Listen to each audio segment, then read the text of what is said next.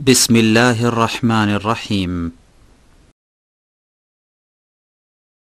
ومن أحسن قولا ممن دعا إلى الله وعمل صالحا وقال إنني من المسلمين. أعوذ بالله من الشيطان الرجيم. بسم الله الرحمن الرحيم. تبارك الذي بيده الملك وهو على كل شيء قدير، الذي خلق الموت والحياة ليبلوكم أيكم أحسن عملا وهو العزيز الغفور، الذي خلق 7 سماوات طباقا ما ترى في خلق الرحمن من تفاوت فارجع البصر هل ترى من فطور। পরম করুণাময় মেহেরবান আল্লাহর নামে শুরু করছি। অতি মহান ও শ্রেষ্ঠ তিনি, যার হাতে রয়েছে সমগ্র বিশ্বজাহানের কর্তৃত্ব। তিনি সব কিছুর উপর ক্ষমতা রাখেন। কাজের দিক দিয়ে তোমাদের মধ্যে কে উত্তম তা পরীক্ষা করে দেখার জন্য তিনি মৃত্যু ও জীবন সৃষ্টি করেছেন। আর তিনি পরাক্রমশালী ও ক্ষমাশীল। তিনি স্তরে স্তরে সাজিয়ে 7টি আসমান তৈরি করেছেন। তুমি রহমানের সৃষ্টিকর্মে কোনো প্রকার অসঙ্গতি দেখতে পাবে না। আবার চোখ ফিরিয়ে দেখো, কোনো ত্রুটি দেখতে পাচ্ছ কি? ثم ارجع البصر كرتين ينقلب إليك البصر خاسئا وهو حسير، ولقد زينا السماء الدنيا بمصابيح وجعلناها رجوما للشياطين وأعتدنا لهم عذاب السعير، وللذين كفروا بربهم عذاب جهنم وبئس المصير। তুমি বারবার দৃষ্টি ফিরিয়ে দেখো, তোমার দৃষ্টি ক্লান্ত ও ব্যর্থ হয়ে ফিরে আসবে। আমি তোমাদের কাছের আসমানকে সুবিশাল প্রদীপ মালায় সজ্জিত করেছি, আর সেগুলোকে শয়তানদের মেরে তাড়ানোর উপকরণ বানিয়ে দিয়েছি। এসব শয়তানের জন্য আমি প্রস্তুত করে রেখেছি জ্বলন্ত আগুনের শাস্তি। যেসব লোক তাদের রবকে অস্বীকার করেছে তাদের জন্য রয়েছে জাহান্নামের শাস্তি, সেটি অত্যন্ত খারাপ জায়গা।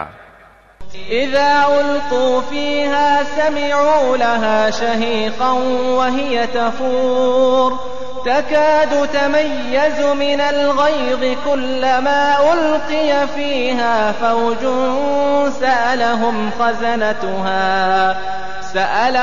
خزنتها ألم يأتكم نذير قالوا بلى قد جاءنا نذير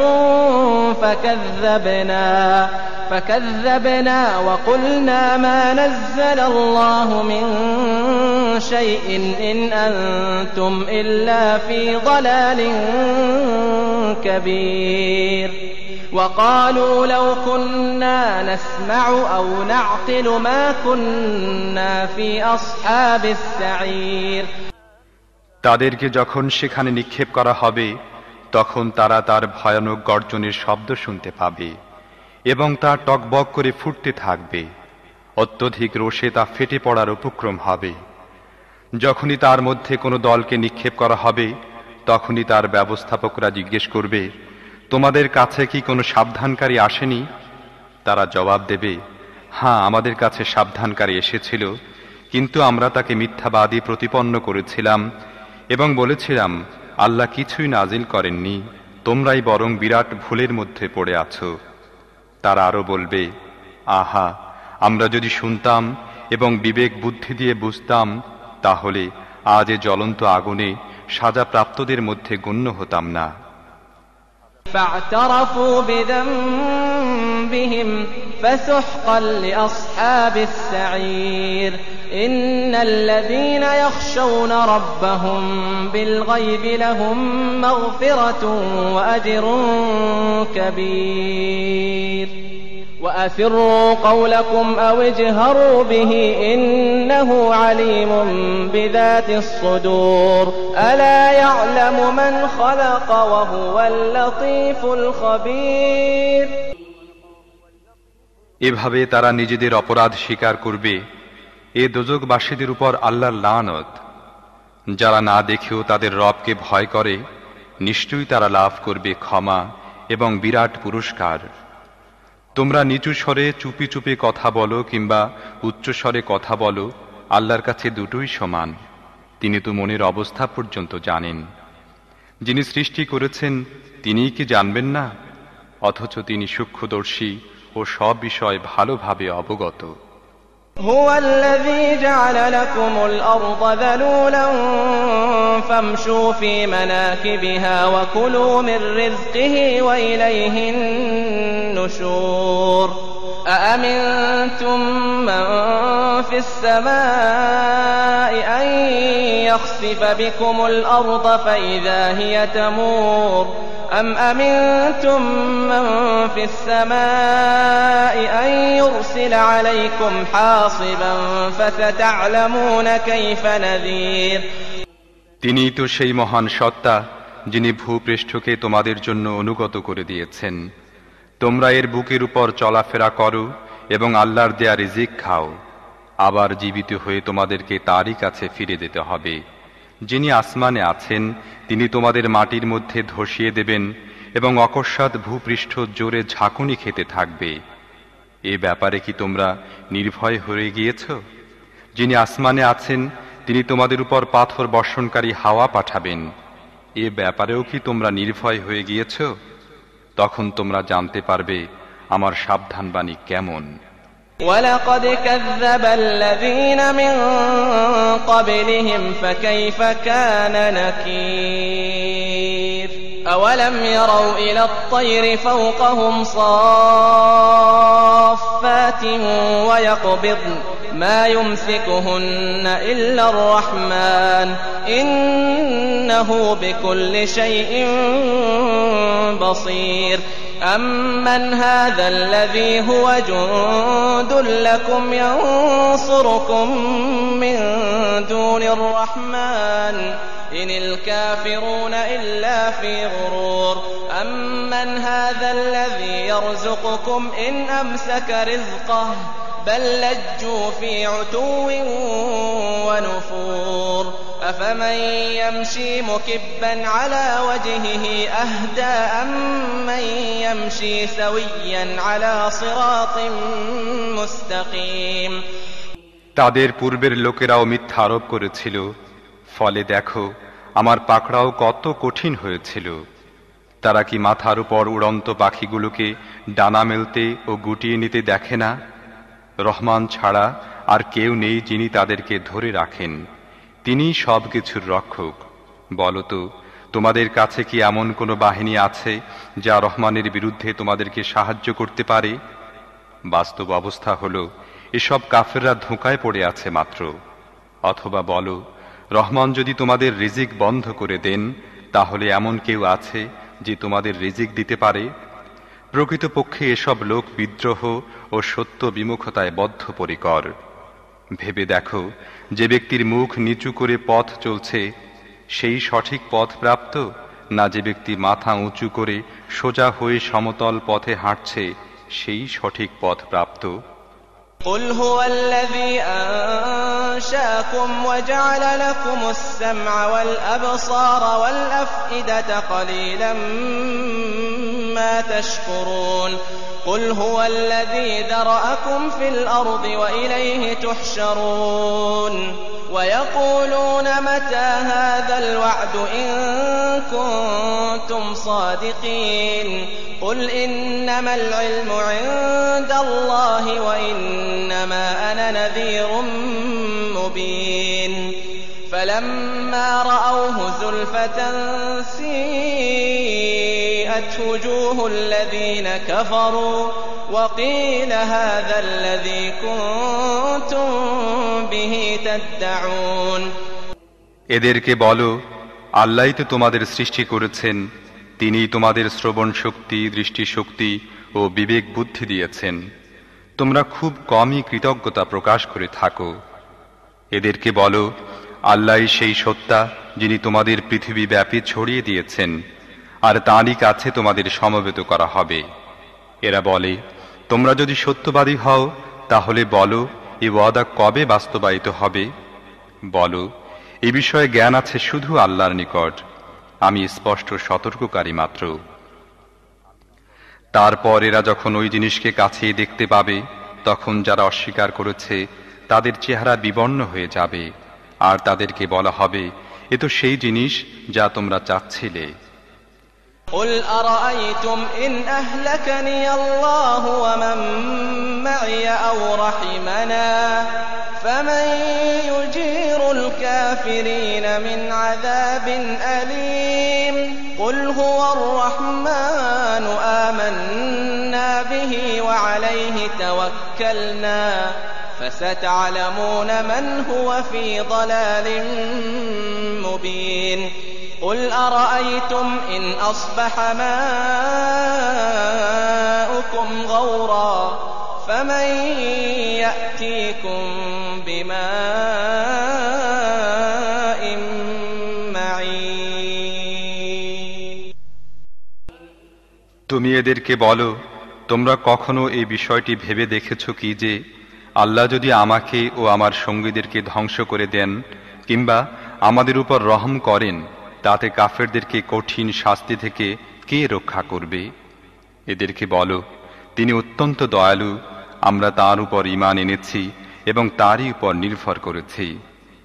তোমরা অচিরেই জানতে পারবে কে স্পষ্ট বিভ্রান্তির মধ্যে ডুবে আছে। এদেরকে বলো, তোমরা কি এ বিষয়ে কখনো চিন্তা ভাবনা করে দেখেছো যে যদি তোমাদের কুয়াগুলোর পানি মাটির গভীরে নেমে যায়, তাহলে এ পানির বহমান স্রোতকে কে তোমাদের ফিরিয়ে এনে দেবে?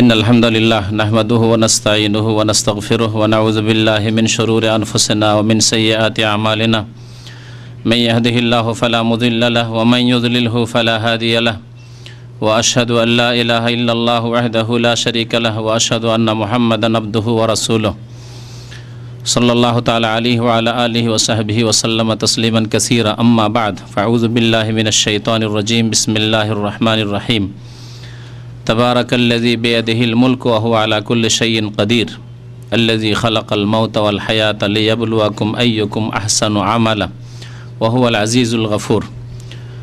মহান আল্লাহর সমস্ত প্রশংসা যে আল্লাহ পাক রব্বুল আলামিন বরকতময়, যিনি সব কিছুর মালিক, যিনি সর্বশক্তিমান। দরুদ ও সালাম নাযিল হোক প্রিয় নবী মুহাম্মদ সাল্লাল্লাহু আলাইহি সাল্লামের প্রতি, যিনি সবচাইতে বেশি সুন্দর আমল করে গেছেন এবং সুন্দর আমলের রাস্তা বাতলি দিয়েছেন। আল্লাহুম্মা সাল্লি আলাইহি আল্লাহুম্মা বারিক আলাইহি। আজকে পহেলা মুহররম 1431 হিজরি শুক্রবার, মোবারক দিন এবং বছরের প্রথম দিন।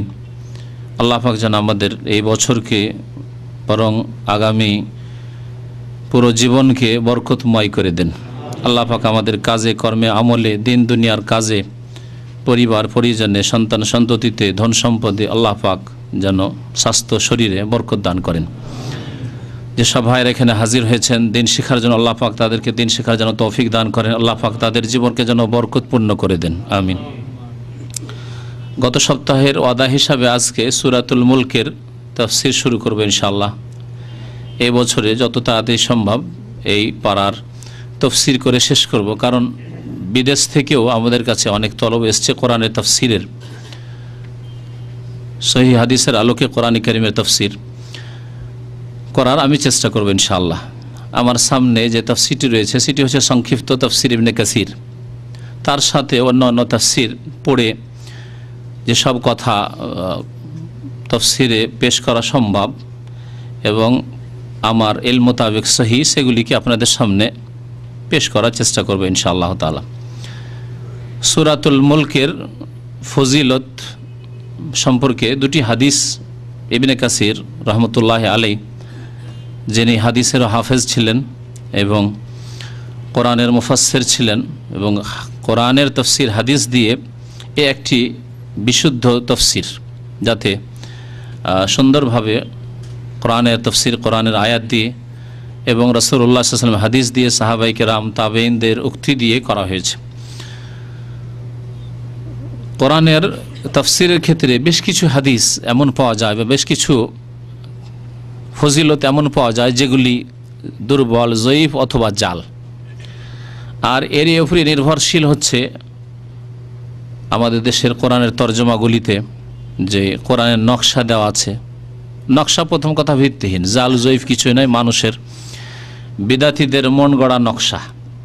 এগুলি ইসলাম বিরোধী নকশা, যেগুলি আমাদের দেশের কোরআনের তাফসীরের শুরুতে অথবা শেষে প্রত্যেক সূরার নকশা তাবিজ করার জন্য দেওয়া আছে। তার সাথে সাথে বেশ কিছু ফজিলত বয়ান করা আছে যে এই সূরা যদি এতবার পড়েন তো এই পাবেন, এই সূরা যদি এইভাবে আমল করেন তো এই পাবেন, এই সূরা যদি আপনি বেশি বেশি পড়েন তাহলে গরিব থাকবেন না, অভাব দূর হয়ে যাবে, যেমন সূরা ওয়াকিয়া সম্পর্কে আছে। এইরকম বহু কথাই জাল, জয়ীফ, ভিত্তিহীন কথাবার্তা রয়েছে। সুতরাং সূরাগুলির তাফসীরের ক্ষেত্রে, ফজিলতের ক্ষেত্রে সহিহ ফজিলত জানতে হবে এবং তার প্রতি আমল করতে হবে। আর জাল জয়ীফের, দুর্বল, ভিত্তিহীনের খুব ছড়াছড়ি রয়েছে, সেগুলি থেকে সতর্ক থাকতে হবে। আমরা যেগুলি সহিহ ফজিলত সেগুলি বয়ান করব, আর বাকি জয়ীফ, জাল থেকে আমরা সতর্ক করব অথবা আমরা বেঁচে থাকবো ইনশাআল্লাহ। সূরাতুল মুলকের তাফসীর বয়ান করার আগে ফজিলত সম্পর্কে হাদিস আপনাদের সামনে পেশ করি দেখছি। ইমাম আহমদ রহমতুল্লাহ আলাইহি, যার হাদিসের কিতাবের নাম হচ্ছে মুসনাদুল ইমাম আহমদ বা মুসনাদে আহমদ সংক্ষেপে, ওতে আবু হুরায়রা রাদিয়াল্লাহু তাআলা আনহু থেকে বর্ণনা করা হয়েছে রাসূলুল্লাহ সাল্লাল্লাহু আলাইহি ওয়াসাল্লাম ইরশাদ করেছেন, ইন্না সূরাতাম ফিল কোরআনে 30 আয়াহ। একটি সূরা রয়েছে কোরআনে কারিমে যাতে 30টি আয়াত রয়েছে। এই সূরা মুলকে 30টি আয়াত আছে। শাফাআত লিসাইবিহা হাত্তা গুফিরা লাহু। এই সূরা পাঠকারীর জন্য সুপারিশ করবে এমন পর্যন্ত যে তাকে মাফ করে দেওয়া হোক, হ্যাঁ, যাতে করে মাফ করে দেওয়া হোক সেই জন্য সুপারিশ করবে। তাহলে এই হাদিস দ্বারা বোঝা যায় যে এই সূরা যারা বেশি বেশি তেলাওয়াত করবে তাদের জন্য এই সূরায়ে মুলক শাফাআত করবে আল্লাহ পাক রব্বুল আলামিনের দরবারে। কোরআনে কারীমের সূরা বা আয়াত কি করে সুপারিশ করবে এটা পরকালের বিষয়। এটা দুনিয়ার বিবেক দিয়ে, দুনিয়ার চোখ দিয়ে বোঝা সম্ভব নয়। সুতরাং নবী করিম সাল্লাল্লাহু আলাইহি ওয়াসাল্লাম যেমন বলেছেন তেমন ঈমান নিয়ে আসতে হবে। এইরকমই বলা হয়েছে সূরা বাকারা, সূরা আলে ইমরান সম্পর্কে, কিয়ামতের দিন আসবে মেঘমালার মতো আর এসে সুপারিশ করবে যারা সূরা বাকারা, সূরা আলে ইমরান তেলাওয়াত করে। এগুলি সহিহ ফজিলত। তো আল্লাহ পাক রব্বুল আলামিন তাদের বলার শক্তি দিবেন, তাদের আকার দিবেন, বা যেইভাবে হোক আল্লাহ পাক রব্বুল আলামিন বলাবেন এই সূরাগুলিকে, এবং এগুলি সুপারিশ করে আল্লাহ পাকের দরবারে। সেই সূরা হচ্ছে তাবারাকাল্লাযী বিয়াদিহিল মুলকু। এই হাদিস মুসনাদ আহমদেও আছে এবং সুনানে আরবাতে অর্থাৎ আবু দাউদ, তিরমিজি, নাসাঈতে আছে। ওয়াকালা তিরমিজি হাযা হাদিসুন হাসান, হাদিসটি হাসান। আর একটি হাদিস রয়েছে তাবরানীতে, আনাস বিন মালিক রাদিয়াল্লাহু তাআলা আনহু থেকে বর্ণিত, কালা রাসূলুল্লাহ সাল্লাল্লাহু আলাইহি ওয়াসাল্লাম সূরাতুন ফিল কোরআন, কোরআনে একটি সূরা আছে, খাসামাত আন সাহিবি হাত্তা আদখালাতুল জান্নাহ। ওই ব্যক্তির জন্য যেই ব্যক্তি এই সূরা তেলাওয়াত করে নিয়মিত, তার জন্য আল্লাহর কাছে বাদ অনুবাদ করেছে বা করবে, করেছে বা করবে, হাত্তা আদখালাতুল জান্নাহ, এমনকি জান্নাতে তাকে দাখিল করবে। আল্লাহর কাছে বাদ অনুবাদ করে মানে আল্লাহর কাছে সুপারিশ করে, আল্লাহ একে জান্নাতে আমি নিয়ে যাবে, এটা হচ্ছে বাদ অনুবাদ করা আল্লাহর কাছে। খাসা মানে ঝগড়া করা হয়, তো আল্লাহর সাথে ঝগড়া করা বেয়াদবি কথা, সেই জন্য তার অনুবাদ এখানে কি করতে হবে, খাসা মানে বাদ অনুবাদ করা, জিদ করা। দেখেন মায়ের সাথে বাবার সাথে ছেলেমেয়েরা অনেক সময় জিদ করে, কিন্তু উদ্দেশ্য ঝগড়া করা নাই, না এটা নিব এটা করব। এইভাবে নবী করিম সাল্লাল্লাহু আলাইহি ওয়াসাল্লাম হুদায়বিয়ার সন্ধিতে যখন ছিলেন, নবী সাল্লাল্লাহু আলাইহি ওয়াসাল্লাম বলছেন যে তোমরা এখান থেকে বিদায়, কিন্তু সাহাবারা বলছেন না এখানে আমরা জবাই করবো না, যাবো মক্কা যাবো আমরা। তো ভালো কাজের জন্য জিদ করা ভালো কাজের জন্য বাদানুবাদ করা ঠিক আছে, কিন্তু খারাপ কাজের জন্য বা এমন বাদানুবাদ করা যেটা কষ্টকর হয়ে ওঠে বা যেটাতে ক্ষতি রয়েছে সেটা ঠিক নয়। কিন্তু ভালো কাজের জন্য আমি পড়ব, বাবা বলছে না আর পড়াবো না, এটা আমাদের জীবনে হয়েছে। একটা স্তর পড়ার পরে যখন মাদ্রাসা ফারেক হয়ে গেলাম, বুখারি পড়ে, আমার আব্বা বলছে আর পড়াবো না, আমার আরও 8টা ছেলে আছে ওদেরকে পড়াবো। একটাকে পড়িয়ে আলেম করে দিলাম, অন্য জাহেল মূর্খরা আমাদের দেশের চাষিরা কী করে, একটাকে পড়িয়ে শিক্ষিত ডাক্তার ইঞ্জিনিয়ার বানিয়ে দিয়েছে, আর বাকি সবগুলি ঘাস ছিল, একেবারে চাষি বানিয়ে রেখে দিয়েছে, তাই না? আর এই প্রথম আঘাত হয় বড় ছেলের উপর, বড় ছেলেকে চাষি বানাবে, কারণ ওকে দিয়ে চাষ আবাদের কাজ নিতে হবে। তো আমার আব্বার যেটা নীতি ছিল যে না, সবগুলিকে পড়াবো, সে অল্পই করে হোক না কেন, সবগুলিকে সমান পড়াবো। কিন্তু যাই হোক, আল্লাহ পাকের ইচ্ছা সবার ইচ্ছার উপরে কাজ করে, তাই না? অমাতা শাওনা ইল্লা ইয়াশা আল্লাহ রাব্বুল আলামিন। সুতরাং 2 বছর বাধা পড়লেও এবং রোজগার করে দিতে হইলো, আবার পড়া শুরু হইলো, আবার পড়া একবার স্টপ হয়ে আরও 2 বছর স্টপ হইলো, আবার পড়া শুরু হইলো। এই 3 স্তরে গিয়ে 3য় স্তরে গিয়ে মদিনা পৌঁছেছি, মধ্যখানে 2 বার করে চাকরি করে। তো কথা হচ্ছে এইরকম বাদানুবাদ, এখানে বাদানুবাদ করতে হয়েছে। বাবা বলছেন না, এখন বিয়ে দিলে একে রাখা যাবে, ছেলেকে বিয়ে না দিলে একে রাখা যাবে না, নাহলে এই পড়ার খুবই না, আমি বিয়ে করবো না, আমি পড়বো। তো এইরকম ভালো বাদানুবাদ করা খারাপ নয়, কিন্তু যদি খারাপ বাদানুবাদ হয় তাহলে আপত্তিকর, বা যেটা কষ্টকর হয়, যেটাতে পরিণাম হয়তো খুব ভালো নয় ইত্যাদি। তো এই হাদিসগুলি ইমাম ইবনে কাসির রহমতুল্লাহ আলাই তার তাফসিরে উল্লেখ করেছেন। এই তাফসিরের বরাত মাঝে মাঝে এই জন্য দেব যে এটা বাংলায় অনুবাদ হয়ে গেছে। এই তফসির ইবনে কাসির বাংলায় অনুবাদ হয়ে গেছে এবং 18টি খণ্ডে সম্ভবত আছে, বাংলাদেশে পাওয়া যায়। আল্লাহ পাক রব্বুল আলামিন ইরশাদ করছেন, আউযু বিল্লাহি মিনাশ শাইতানির রাজিম, বিসমিল্লাহির রহমানির রহিম, তাবারাকাল্লাযী বিয়াদিহিল মুলক। তাবারাকা মাজির সেগা, আমরা শাব্দিক সামান্য কিছু বলবো, অর্থ যাতে করে বুঝতে সুবিধা হয় কোরআনে কারীম। আর যারা সামান্য আরবি বোঝেন তাদের আরও সাহায্য হয়, সেই জন্য যদি একেবারে যারা আরবি মোটে বুঝেন না তাদের জন্য ওইটা একটু ভারী লাগবে, কিন্তু সামান্য কিছু ভারী লাগলেও ফায়দা রয়েছে। শাব্দিক অর্থ তাবারাকা মানে বরকতময়, যিনি বরকতময় হয়েছেন বা রয়েছেন। তাবারাকা তাবারাকু, তাবারাকাল্লাযী বিয়াদিহিল মুলক, আল্লাযী যিনি, বিয়াদিহি যার হাতে, ইয়াদ মানে হাত, তাহলে আল্লাহ পাকের হাত আছে বলে হাত বলা হয়েছে, না হাত নেই অথচ হাত বলা হয়েছে? আমাদের দেশের ঘোড়ার ডিমের মতো, হ্যাঁ, ঘোড়ার কি ডিম আছে? কিন্তু আমাদের দেশের মানুষরা কি বলে? ঘোড়ার ডিম পাবি বলে না? তো ওই রকমই নাকি আমাদের দেশের অধিকাংশ বিদাতি মুসলিমের আকীদা আল্লাহ নিরাকার, আল্লাহর হাত নেই, আল্লাহর চেহারা নেই, আল্লাহর পা নেই, আল্লাহর চোখ নেই, আল্লাহর কিছুই নেই। এটা আকীদা কিনা তাদের? এই আকীদার খণ্ডন প্রথম সূরা মুলকের তাফসীরের 3 নম্বর শব্দ তাবারাকা আল্লাযী বিয়াদিহি, যার হাতে, এতেই খণ্ডন আছে। আর এইরকম আল্লাহ পাকের হাত শব্দটি বরং এক হাত শুধু নয়, এক বচন নয়, 2 বচন দিয়েও এসছে। তারপরে কি অর্থ বিকৃত করবে?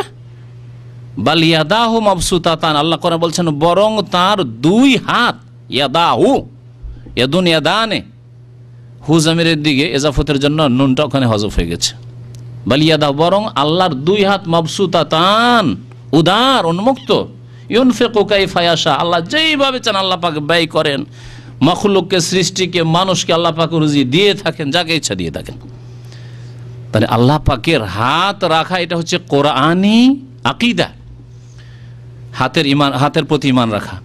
আল্লাহ পাকের হাতকে সাব্যস্ত করা, আল্লাহর হাত আছে, কিন্তু আল্লাহর হাত আল্লাহর মতো, হ্যাঁ, সাদৃশ্যতা যে কারো মতো এ কথা বলা হচ্ছে ইসলাম বিরোধী, পথভ্রষ্টতা। কিন্তু আল্লাহ পাক রব্বুল আলামিন যেসব গুণের কথা বলেছেন, হাত একটি গুণ আল্লাহ পাক রব্বুল তা আছে। ঘোড়ার ডিমের মতো নয় যে ঘোড়ার ডিম নাই এমনি ডিমের কথা বলেন, ওই রকম নয়। তাহলে বিদআতপন্থী যারা বলে আল্লাহ নিরাকার, আল্লাহর হাত নেই, আল্লাহর চেহারা নেই, আল্লাহর চোখ নেই, অথচ কোরআনে কারীম আল্লাহ পাক সবগুলি কথা বলেছেন। আইনের কথা কোরআনে কারীম আছে, ওয়ালা তুসনা আল আইনি, চেহারার কথা আছে, ওয়ায়াবকা ওয়াজহু রাব্বিকা, হ্যাঁ, কুল্লু শাইইন হালিকুন ইল্লা ওয়াজহা। তো আল্লাহ পাক রব্বুল আলামিনের যেসব গুণের কথা বলা হয়েছে সেগুলিকে যারা বিকৃত অর্থ করে অথবা অস্বীকার করে, তা যেন এগুলিকে ঘোড়ার ডিম মনে করে, গোমরাহ হয়েছে, এখানে পথভ্রষ্ট হয়েছে। এবং এই ভুল জনসাধারণ শুধু না, তাদের মৌলবি মৌলানা হুজুরদের, এক শ্রেণীর বিদাতি আলেমদের, আর এরাই পথভ্রষ্ট করে রেখেছে। আল্লাহ নিরাকার কথাটি যে ওই স্কুলের সিলেবাসে এসছে, সেটাও হিন্দু ধর্ম থেকে এসছে। নিরাকার না, আল্লাহ পাকের আকার আছে, যার চেহারা আছে তার আকার আছে, কিন্তু আকার জানা নেই। তাহলে নিরাকার না বলে কি বলতে হইতো? আল্লাহর আকার জানা নেই। ইমাম মালিক রহমতুল্লাহ আলাই, ইমাম আবু হানিফা রহমতুল্লাহ আলাই, ইমাম শাফি, ইমাম আহমদ, চার ইমাম, তাদের এই আকিদাই ছিল। ইমাম আবু হানিফা রহমতুল্লাহ একটি কিতাব আছে আকিদার, আল ফিকুল আকবর, আমার লাইব্রেরিতে আছে, আগামী সপ্তাহে একটু মনে করে দেবেন, নিয়ে এসে দেখাবো। তাতে তিনি বলেছেন হাতের কথা, আল্লাহ পাকের হাত আছে। তারপর আপনি বলবেন যে না আমি হানাফি, কিন্তু আমি আবার আল্লাহর হাত মানি, আল্লাহ নিরাকার। হাত আছে আবার নিরাকার কেন? হাত আছে মানে আকার আছে, কিন্তু ওই আকার জানা নেই। ইমাম আবু হানিফা স্বয়ং বলছেন, আগামী সপ্তাহে কিতাব থেকে পড়ে একটু শোনাই দেবো। ইমাম মালিক রহমতুল্লাহ আলাইকে যখন জিজ্ঞাসা করা হয় আল্লাহ পাকের গুণ সম্পর্কে, তার মধ্যে একটি গুণ হচ্ছে আল্লাহ পাক রব্বুল আলামিন আরশের উপর সমাসীন আছেন, সর্বস্থানে না, সর্বত্র নয়। আল্লাহ পাক আরশে আজিমের উপরে রয়েছেন, সমস্ত আকাশের উপরে, সমস্ত পৃথিবীর উপরে আছেন। সুম্মাস্তাওয়া আলাল আরশ আর রহমান আল আরশ ইস্তাওয়া। যখন জিজ্ঞাসা করা হয় আল্লাহ পাকের গুণগুলি সম্পর্কে, তখন আল ইস্তিওয়া মালুম, এটা আমাদের জানা, যে আল্লাহ পাকের যে গুণ বলা হয়েছে সেটা আমাদের জানা, মানে আছে, এটা অস্বীকার করে না। এই কথা বলবো না, না আল্লাহ সর্বত্র, আল্লাহ কলবে, এগুলি গুমরাহি সব। হ্যাঁ, আল্লাহ সব কিছুতেই, এগুলি গুমরাহি। আল্লাহ পাক যা বলেছেন তিনি তার সম্পর্কে সবচেয়ে বেশি জানেন। আমি এই কথাটি মাঝে মাঝে বলি এবং আবার আজকে বলছি, আল্লাহ সম্পর্কে সবচেয়ে বেশি কে জানেন? আল্লাহ স্বয়ং জানেন। তারপরে সবচেয়ে বেশি কে জানেন? রাসূলুল্লাহ সাল্লাল্লাহু আলাইহি ওয়াসাল্লাম জানেন। তাহলে আল্লাহ এবং তার রাসূল আল্লাহর যে গুণগুলি বয়ান করেছেন সেগুলি মানবেন না, আপনি বিকৃত করবেন, অস্বীকার করবেন, এই গুমরাহি কেন? তো ইমাম মালিক রহমতুল্লাহ বলছেন ওয়াল কাইফা মাজহুলুন, তবে তার ধরন অজানা, ধরন জানা নেই। আল্লাহর হাত কেমন জানা নেই, আল্লাহর চক্ষু কেমন জানা নেই, আল্লাহর চেহারা কেমন জানা নেই, আল্লাহ পাকের আরশ আজিমে সমাসীন হওয়া কেমন জানা নেই, কিন্তু এটা জানা আছে, এগুলির অর্থ জানা আছে। ইয়াদ মানে হাত হয়, ওয়াজহুন মানে চেহারা হয়, আইনুন মানে চক্ষু হয়, এগুলি জানা আছে। তিনি শোনেন, তিনি দেখেন, সামিউন বাসির, সব কথা কোরআনে কারিমে আছে। তাবারাকাল্লাযী বিয়াদিহিল মুলক, তরজমা করা যাক তাহলে, বরকতময় সেই সত্তা, সেই জাত মানে সত্তা। জাত শব্দটি আমাদের দেশের আলেম ওলামারা ব্যবহার করে, অনেক বুঝে জাত মানে কি, আমাদের দেশে আবার বাংলাতে জাত মানে জাইত, হ্যাঁ কম, তাই না, সম্প্রদায় না, ওই জাত না, এটা হচ্ছে জাত মানে সত্তা, আল্লাহ পাকের সত্তা। মানুষের ক্ষেত্রে ব্যক্তিত্ব ব্যবহার করি, আল্লাহ পাকের ক্ষেত্রে কি ব্যবহার করবেন? জাত অথবা সত্তা বলবেন। সেই সত্তা বরকতময়, বিয়াদিহিল মুলক, যার হাতে রয়েছে সব কিছুর রাজত্ব। আল মুলক, আলিফ লাম মানে সব কিছু, যেমন আলহামদ, হামদ মানে প্রশংসা, কিন্তু আলহামদুলিল্লাহ মানে কি করছেন? সমস্ত প্রশংসা। ওই রকমই আল মুলক মানে সমস্ত কিছুর মালিকানা, রাজত্ব যার হাতে রয়েছে। খুব সহজ ভাষায় তর্জমা করছি, কারণ বাংলা যে অনুবাদগুলো, অনেকগুলি বাংলায় অনুবাদ হয়েছে, কোনোটাই একটু ভারী শব্দ ব্যবহার করা হয়েছে। আমার উদ্দেশ্য হচ্ছে বোঝানো, তারপর আমি ভারী শব্দ আপনি মুখস্থ করবেন। ওয়া হুয়া আলা কুল্লি শাইইন কাদির, এবং তিনি আলা কুল্লি শাই, প্রত্যেক বস্তুর ওপর, কাদির হ্যাঁ ক্ষমতাবান, প্রত্যেক বস্তুর উপর তিনি ক্ষমতাবান। প্রত্যেক বস্তু বলা হয়েছে, শুধু প্রত্যেক সৃষ্টি বলা হয়নি। সৃষ্টি, ব্যক্তি, বস্তু, যেগুলির প্রাণ আছে, যেগুলির প্রাণ নেই, সব কিছুর উপর তিনি কি? ক্ষমতাবান। তাহলে আল্লাহ পাক রব্বুল আলামিনের ক্ষমতার বাইরে কোনো কিছুই নেই। আসমান জমিনও ক্ষমতার বাইরে নাই, আয়ত্তের বাইরে নেই। পাহাড় পর্বত, সাত সমুদ্র, এইসব সাগর মহাসাগর, সেগুলি ক্ষমতার বাইরে নয়। আর কোনো শক্তি পৃথিবীর, আজকাল সমস্ত কিছু শক্তির ওপর, টেকনোলজির শক্তি, মানুষের শক্তি, এসবের ওপর আল্লাহ পাক রব্বুল আলামিন কাদির। আল্লাহ ইচ্ছা করলে এই টেকনোলজিকে একেবারে মুহূর্তের মধ্যে ধ্বংস করে দিতে পারেন। একটি শুধু উদাহরণ বলছি, এই টেকনোলজি ধ্বংস করার। আল্লাহ এই সমস্ত টেকনোলজি আজকাল সায়েন্স নির্ভর করছে পেট্রোলের উপর। পেট্রোল কোত্থেকে আসছে? মাটির নিচে থেকে, সমুদ্র থেকে, জমিনের তলা থেকে। আল্লাহ পাক বলছেন ইন আসবাহা মাউকুম গাওরা, এই সূরাতে আসবে। আল্লাহ যদি পানি টেনে নেন নিচের, তাহলে পানি খেতে পাবেন না। আল্লাহ যদি এই পেট্রোল টেনে নেন, জমিন আর পেট্রোল খুঁজে পাচ্ছেন না। আজকে থেকে 100 বছর আগে এখানে পেট্রোল নামের কোনো কিছুই ছিল না। যেখানে বসে আছেন, যে দেশগুলি মানে শক্তিশালী বা এই দেশ অর্থ হয়েছে পেট্রোলের ভিত্তিতে। আজকাল পৃথিবীর সব কিছুই উন্নতি করেছে পেট্রোলের উপর নির্ভর করে। এই পেট্রোলকে আল্লাহ যদি বলেন এই নিচে নামো, তোমার প্রয়োজন নেই, মানুষের হাতে পৌঁছাবো না আমি, তাহলে যত দামি দামি গাড়ি থাক আপনার কাছে, আর যত এরোপ্লেন থাক, আর যত যুদ্ধ জাহাজ থাক, সব অচল হবে না? হবে না? সব কিছু অচল। যতই কলকারখানা থাক, টেকনোলজি থাক, ফ্যাক্টরি থাক, সব অচল হবে না? হবে না? সব কিছু অচল। আল্লাহ ইচ্ছা করলে আবার গাধার পিঠে, যেমন 1400 বছর আগে চড়েছেন মানুষ, সে গাধার পিঠে চড়িয়ে দেবেন, উটের পিঠে চড়িয়ে দেবেন, খচ্চরের পিঠে চড়িয়ে দেবেন, আবার ওইভাবে চলতে হবে। বাস আছে, ট্যাক্সি আছে, কার আছে, সব কিছুই পড়ে আছে, আর গাধার পিঠে সফর করতে হচ্ছে। আল্লাহ পারেন না? ওয়াহু আলা কুল্লি শাইইন কাদির। এই ওয়াহু আলা কুল্লি শাইইন কাদিরের যদি তাফসীর করেন এক একটি ক্ষেত্রে, তো এখানেই থেকে যেতে হবে।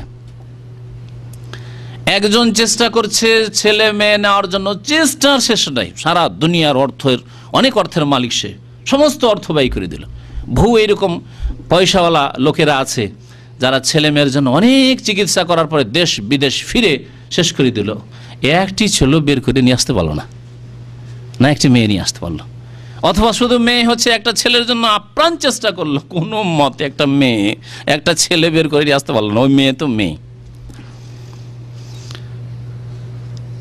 ওহু আলা কুল্লি শাইইন কাদির। আর একজন, একটা হয়ে গেছে, দুটো হয়েছে, আর নয়, আর নেব না, চেষ্টা করছে নেব না, থামতে পারছে না, আল্লাহ দিচ্ছে। ওহু আলা কুল্লি শাইইন কাদির, তোমার ক্ষমতায় নেই। তুমি যে তদবির করবে, এমন ভুল করাবে যে তদবির তোমার ফেল হয়ে যাবে। চেষ্টা করবে, নেব না, ফেল হয়ে যাবে। আমার এক ওস্তাদ, এক ঘটনা, মানে সত্য ঘটনা, ওখান দিয়ে পদ্মা নদী পার হয়ে উনি যাতায়াত করতেন। বলছেন পদ্মা নদী পার হইলেই ওখানে ঘাটে একটা বাড়ি ছিল, সেই বাড়িতে অপারেশন করেছে তার, মানে স্বামী অপারেশন করেছে, করে বাচ্চা মানে স্থায়ীভাবে নেবে না, ইচ্ছাভাবে মানে স্থায়ীভাবে নেবে না, যে অপারেশন করেছে। 9 বছর হয়েছে, 9 বছর পরে একসাথে 3টি ছেলে জন্মেছে। 9 বছর পরে একসাথে 3টি জন্মেছে। সত্য ঘটনা, আজকে থেকে 20-25 বছর আগের ঘটনা। আল্লাহ পাক 3 বছর ভাগ করে রেখেছেন, একটা করে দেবো 3 বছর পর পর। ও নেবে না, অপারেশন করে রেখেছে। 9 বছর পরে 3টে বাচ্চা হয়েছে। কেমন করে হইল? সন্দেহের বিষয়। স্ত্রীর উপর সন্দেহ করতে হলো, কারণ অপারেশন তো স্বামীর হয়েছে। এখন হ্যাঁ, ক্ষেত্র তো ঠিক আছে, জমিন ঠিক আছে, এই জমিতে আবার বীজ বপন কে করলো রে বাবা? বীজ বপন কে করে দিল? সন্দেহ স্ত্রীর উপরে। মেডিকেলে গেল, চিকিৎসা করার দেখালো, নিজেকে দেখালো, ও তোমার যেটা ওই আলাদা করে দেওয়া হয়েছিল, সেরা যেটা আলাদা করে দেওয়া হয়েছিল যাতে করে তোমার মানে প্রজন্ম না হয়, সেটা আবার জোড়া লেগে গেছে, মিলে গেছে গিয়ে, আর যার ফলে রাস্তা ক্লিয়ার হয়ে গেছে। ওহু আলা কুল্লি শাইইন কাদির। এ প্রত্যেক ক্ষেত্রে ওহু আলা কুল্লি শাইইন কাদির, ওহু আলা কুল্লি শাইইন কাদির সত্যি। সুতরাং যিনি সর্বশক্তিমান তার কাছে চাইতে হবে না? যারা অসহায়, একদিন এসেছিল আবার মরে গেছে, তার কাছে চাইতে হবে? চিশতির কাছে কেউ চাইতে যাচ্ছে, কেউ জিলানির কাছে গৌসুল আজম বলে চাইতে যাচ্ছে, কেউ শাহজালালে যাচ্ছে, কেউ আটরসিতে যাচ্ছে, কেউ মাইজ ভান্ডারিতে যাচ্ছে, কেউ আর কোথাও যাচ্ছে। যারা এসেছিল চলে গেছে, যেমন অবস্থায় যাক না কেন, তাদের কাছে চাইতে হবে না? যিনি আল হাইয়ুল কাইয়ুম, আর যার গুণ হচ্ছে ওয়াহু আলা কুল্লি শাইইন কাদির, ওয়াহু আল আলিউল আজিম, তার কাছে চাইতে হবে। কত হতভাগা!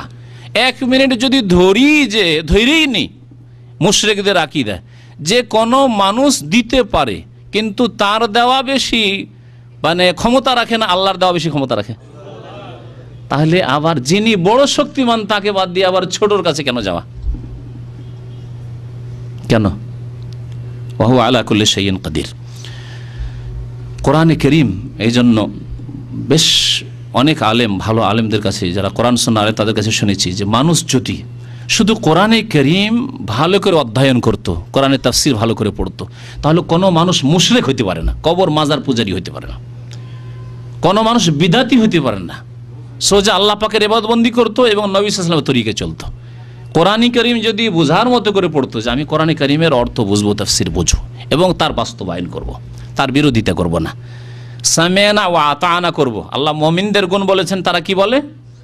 শুনবো এবং মানবো, আনুগত্য করব। আর ইহুদিদের চরিত্র আল্লাহ কোরআনে কারীম কি বলেছেন? সামি'না ওয়া আসাইনা। তারা বলতো সামি'না মুহাম্মদ সাল্লাল্লাহু আলাইহি ওয়াসাল্লাম, শুনলাম কিন্তু আসাইনা, মানবো না। যাও তুমি বললে শুনলাম কিন্তু আসাইনা, মানবো না। এই চরিত্র যদি না থাকে আর কোরআনে কারীমের তাফসীর পড়ে, কোরআনের সাথে আমরা যদি সম্পর্ক মজবুত করে নিই, কোরআনের হক আদায় করি যেভাবে আল্লাহ হক আদায় করতে বলেছেন, তাহলে কোনো মানুষ মুশরিক থাকতে পারে না, কাফের থাকতে পারে না, বিদাতি থাকতে পারে না। মুসলিম ঘরে জন্ম নিয়ে আবার বিদাতি মুশরিক হয়ে আবার কাফেরদের সাথে তার হাসর হবে, এটা হইতে পারে না। আল্লাহ পাকের আরও কিছু গুণ এখানে বয়ান করা হয়েছে। আল্লাযী বলে, আল্লাযী খালাকাল মাউতা ওয়াল হায়াতা, যে আল্লাহ সৃষ্টি করেছেন মৌতকে মানে মৃত্যুকে, ওয়াল হায়াত এবং জীবনকে। মৃত্যুকে আল্লাহ সৃষ্টি করেছেন এবং জীবনকে আল্লাহ সৃষ্টি করেছেন। মৃত্যু সৃষ্টি করেছেন মানে কেমন করে আল্লাহ সৃষ্টি করেছেন? আল্লাহ পাক রব্বুল আলামিন মৃত্যু নির্ধারিত করেছেন। কুল্লু নাফসিন যায়িকাতুল মউত, প্রত্যেক আত্মার কি আছে? মৃত্যু আছে, মওতের আস্বাদন গ্রহণ করতে হবে। এই যে আল্লাহ নির্ধারিত করেছেন, এটি হচ্ছে আল্লাহ পাকের মৃত্যু সৃষ্টি করা। একটা লোক বসে আছে হঠাৎ করে পড়ে গেল বা শুয়ে গেল, বলছে ভালো লাগছে না। তার কিছুক্ষণ পরে আর নড়াচড়া নেই। এখানে চোখের সামনে হয়েছে কতদিন আগে, 4-5 মাস হইল ঘটনা। চোখের সামনে যেসব পুরানো ভাইয়ের আসেন, এখানে এই হলেই হয়েছে। মাত্র 15 মিনিট আমার বক্তব্য শেষ হয়েছে, আর হঠাৎ করে লোকটা পড়ে গেল একটু আওয়াজ করে।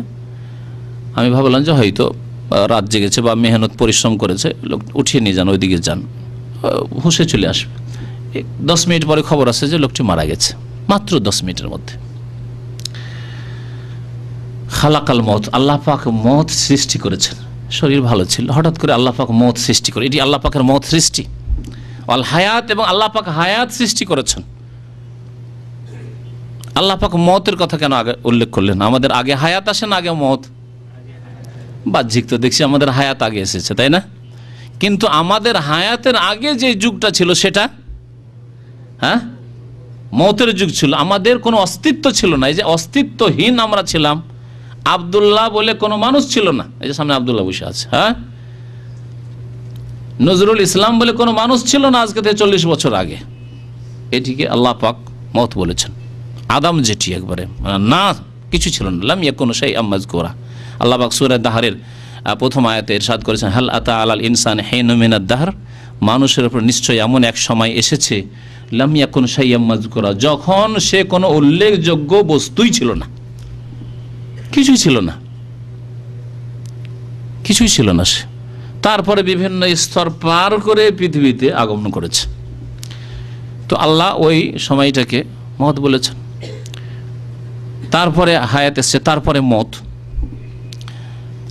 আর এটাও হতে পারে যদি ওই অবস্থাকে না ধরা হয়, তাহলে হায়াত যদিও আগে এসেছে, মওতের কথা এই জন্য উল্লেখ করেছেন যাতে করে মওতের পরে চিরকাল থাকতে হবে, তার জন্য মানুষ কর্ম করে, মওতের জন্য চিন্তাশীল হয় যে মরতে হবে। এই হায়াত জানা আছে যে খুব বেশি হইলেও 100 বছর। নবী করিম সাল্লাল্লাহু আলাইহি সাল্লামের উম্মতের বয়স খুব যদি বেশি, আর কত যাবে? আর 100 বছর যদি চলে যান তো 70-এর পরে 80-এর পরে কোনো কাজের যোগ্য থাকছেন না আপনি। আপনার দুনিয়াতে থাকা বেকার আর অন্যের জন্য বোঝা, ঠিক কিনা? নবী করিম সাল্লাল্লাহু আলাইহি সাল্লাম বলেছেন, আমার উম্মতি মা বাইনা 60 ইলা 70, আমার উম্মতের বয়স 60 থেকে 70 হবে। ও আকাল্লহুম মা ইয়াজুস, আর অল্প কিছু লোক 70-কে পার করতে পারবে, হয়তো 70, 75, 80, 90, 100, হয়তো অল্প কিছু লোক যাবে। দেখেন গড়ে দেখতে গেলে এভারেজে নিয়ে আসতে হইলে 60 থেকে 70-এর মধ্যে আছে, বরং তারও কম হয়তো।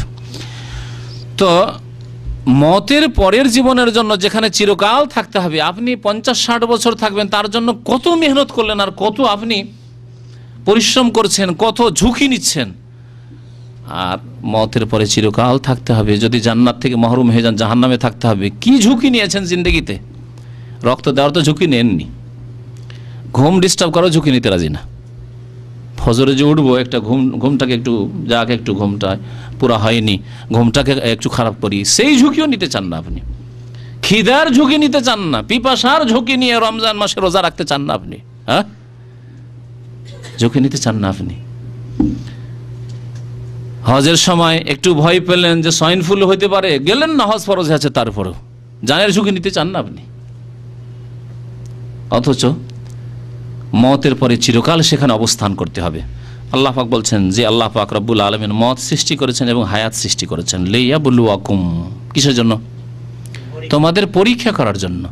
হায়াতের পরে মত, এই হায়াত দিয়েছেন কর্মক্ষেত্র হিসাবে। কর্ম করলে যে পরীক্ষা হবে সে পরীক্ষায় তুমি পাশ করতে পারবে। কি পরীক্ষা করার জন্য? আইয়াকুম আহসান আমালা। বেশি কে টাকা পয়সা নিয়ে যেতে পেরেছে? ছেলে মেয়েদের বেশি জমি জায়গা ধন সম্পদ দিয়ে যেতে পেরেছে? হ্যাঁ, ভালো বাড়ি ঘর করতে পেরেছে? পৃথিবীতে বড় ধরনের নেতৃত্ব দিতে পেরেছে? বড় কিছু সায়েন্স টেকনোলজি আবিষ্কার করতে পেরেছে? এই জন্য লিয়াবলুয়াকুম, পরীক্ষা করার জন্য। আইয়াকুম, তোমাদের মধ্যে কে আহসানু আমালা, সবচাইতে বেশি ভালো আমল করতে পারে, ভালো কর্ম করে আসতে পারে। কে বেশি ভালো আমল করে আসতে পারে? কে অধিক আমলের কথা আল্লাহ বলেননি। যদি অধিক আমল হইতো তাহলে আল্লাহ কি বলতেন? লিয়াবলুয়াকুম আইয়াকুম আকসারু আমালা, কার আমল বেশি। আল্লাহ এটা পরীক্ষা করতে চাননি। কে দিনে সবচেয়ে বেশি নামাজ পড়েছে? কে 100 রাকাত পড়েছে, কেউ 200 রাকাত পড়েছে, কেউ 300 রাকাত পড়েছে, কেউ 400 রাকাত পড়েছে, কে এসা অজুতে ফজর পড়ে নিয়েছে। যেমন কিসসা কাহিনী মিথ্যা আছে না আমাদের দেশে, এসব কথাবার্তা আইম্মায়ে কেরাম সম্পর্কে এসব মিথ্যা কথাবার্তা। আল্লাহ এটা চাননি। আইম্মায়ে কেরামরা এই আয়াত জানতেন আর এই আয়াতের তাফসীর জানতেন, তারা ওইগুলি করেননি। এসা অজুতে ফজর পড়বেন, তারা ভালো আমল করেছেন। আইয়াকুম আহসানও বলা হয়েছে। তাহলে শরীয়তে কোয়ালিটির মূল্য আছে, কোয়ান্টিটির মূল্য নেই। দুটো ইংরেজি ভাষা। বাংলায় কোয়ালিটি কাকে বলে? হ্যাঁ, জিনিসটা ভালো। হ্যাঁ হ্যাঁ, আর কোয়ান্টিটি মানে পরিমাণ। এখানে যদি ধরেন 200 লোক থাকে আর সব আমরা অশিক্ষিত, আর একটা লোক একজন আছে, একজন কিন্তু কোরআন এবং হাদিসের ভালো পণ্ডিত, 200 লোকের চাইতে বেশি শক্তিশালী কিনা? কোয়ালিটি আছে ওখানে, আর এখানে কোয়ালিটি নেই, সব নিরক্ষর। আমরা নিরক্ষর নেই, আলহামদুলিল্লাহ অনেক পড়াশোনা আছেন, কিন্তু ধরে নিলাম যে সবাই নিরক্ষর। আর জানলেও বাংলা জানেন না, আরবি একটা অক্ষর, কোরআনও পড়তে পারেন না, সবগুলি একটাও কোরআন পড়তে পারেন না, এরকম যদি হয়।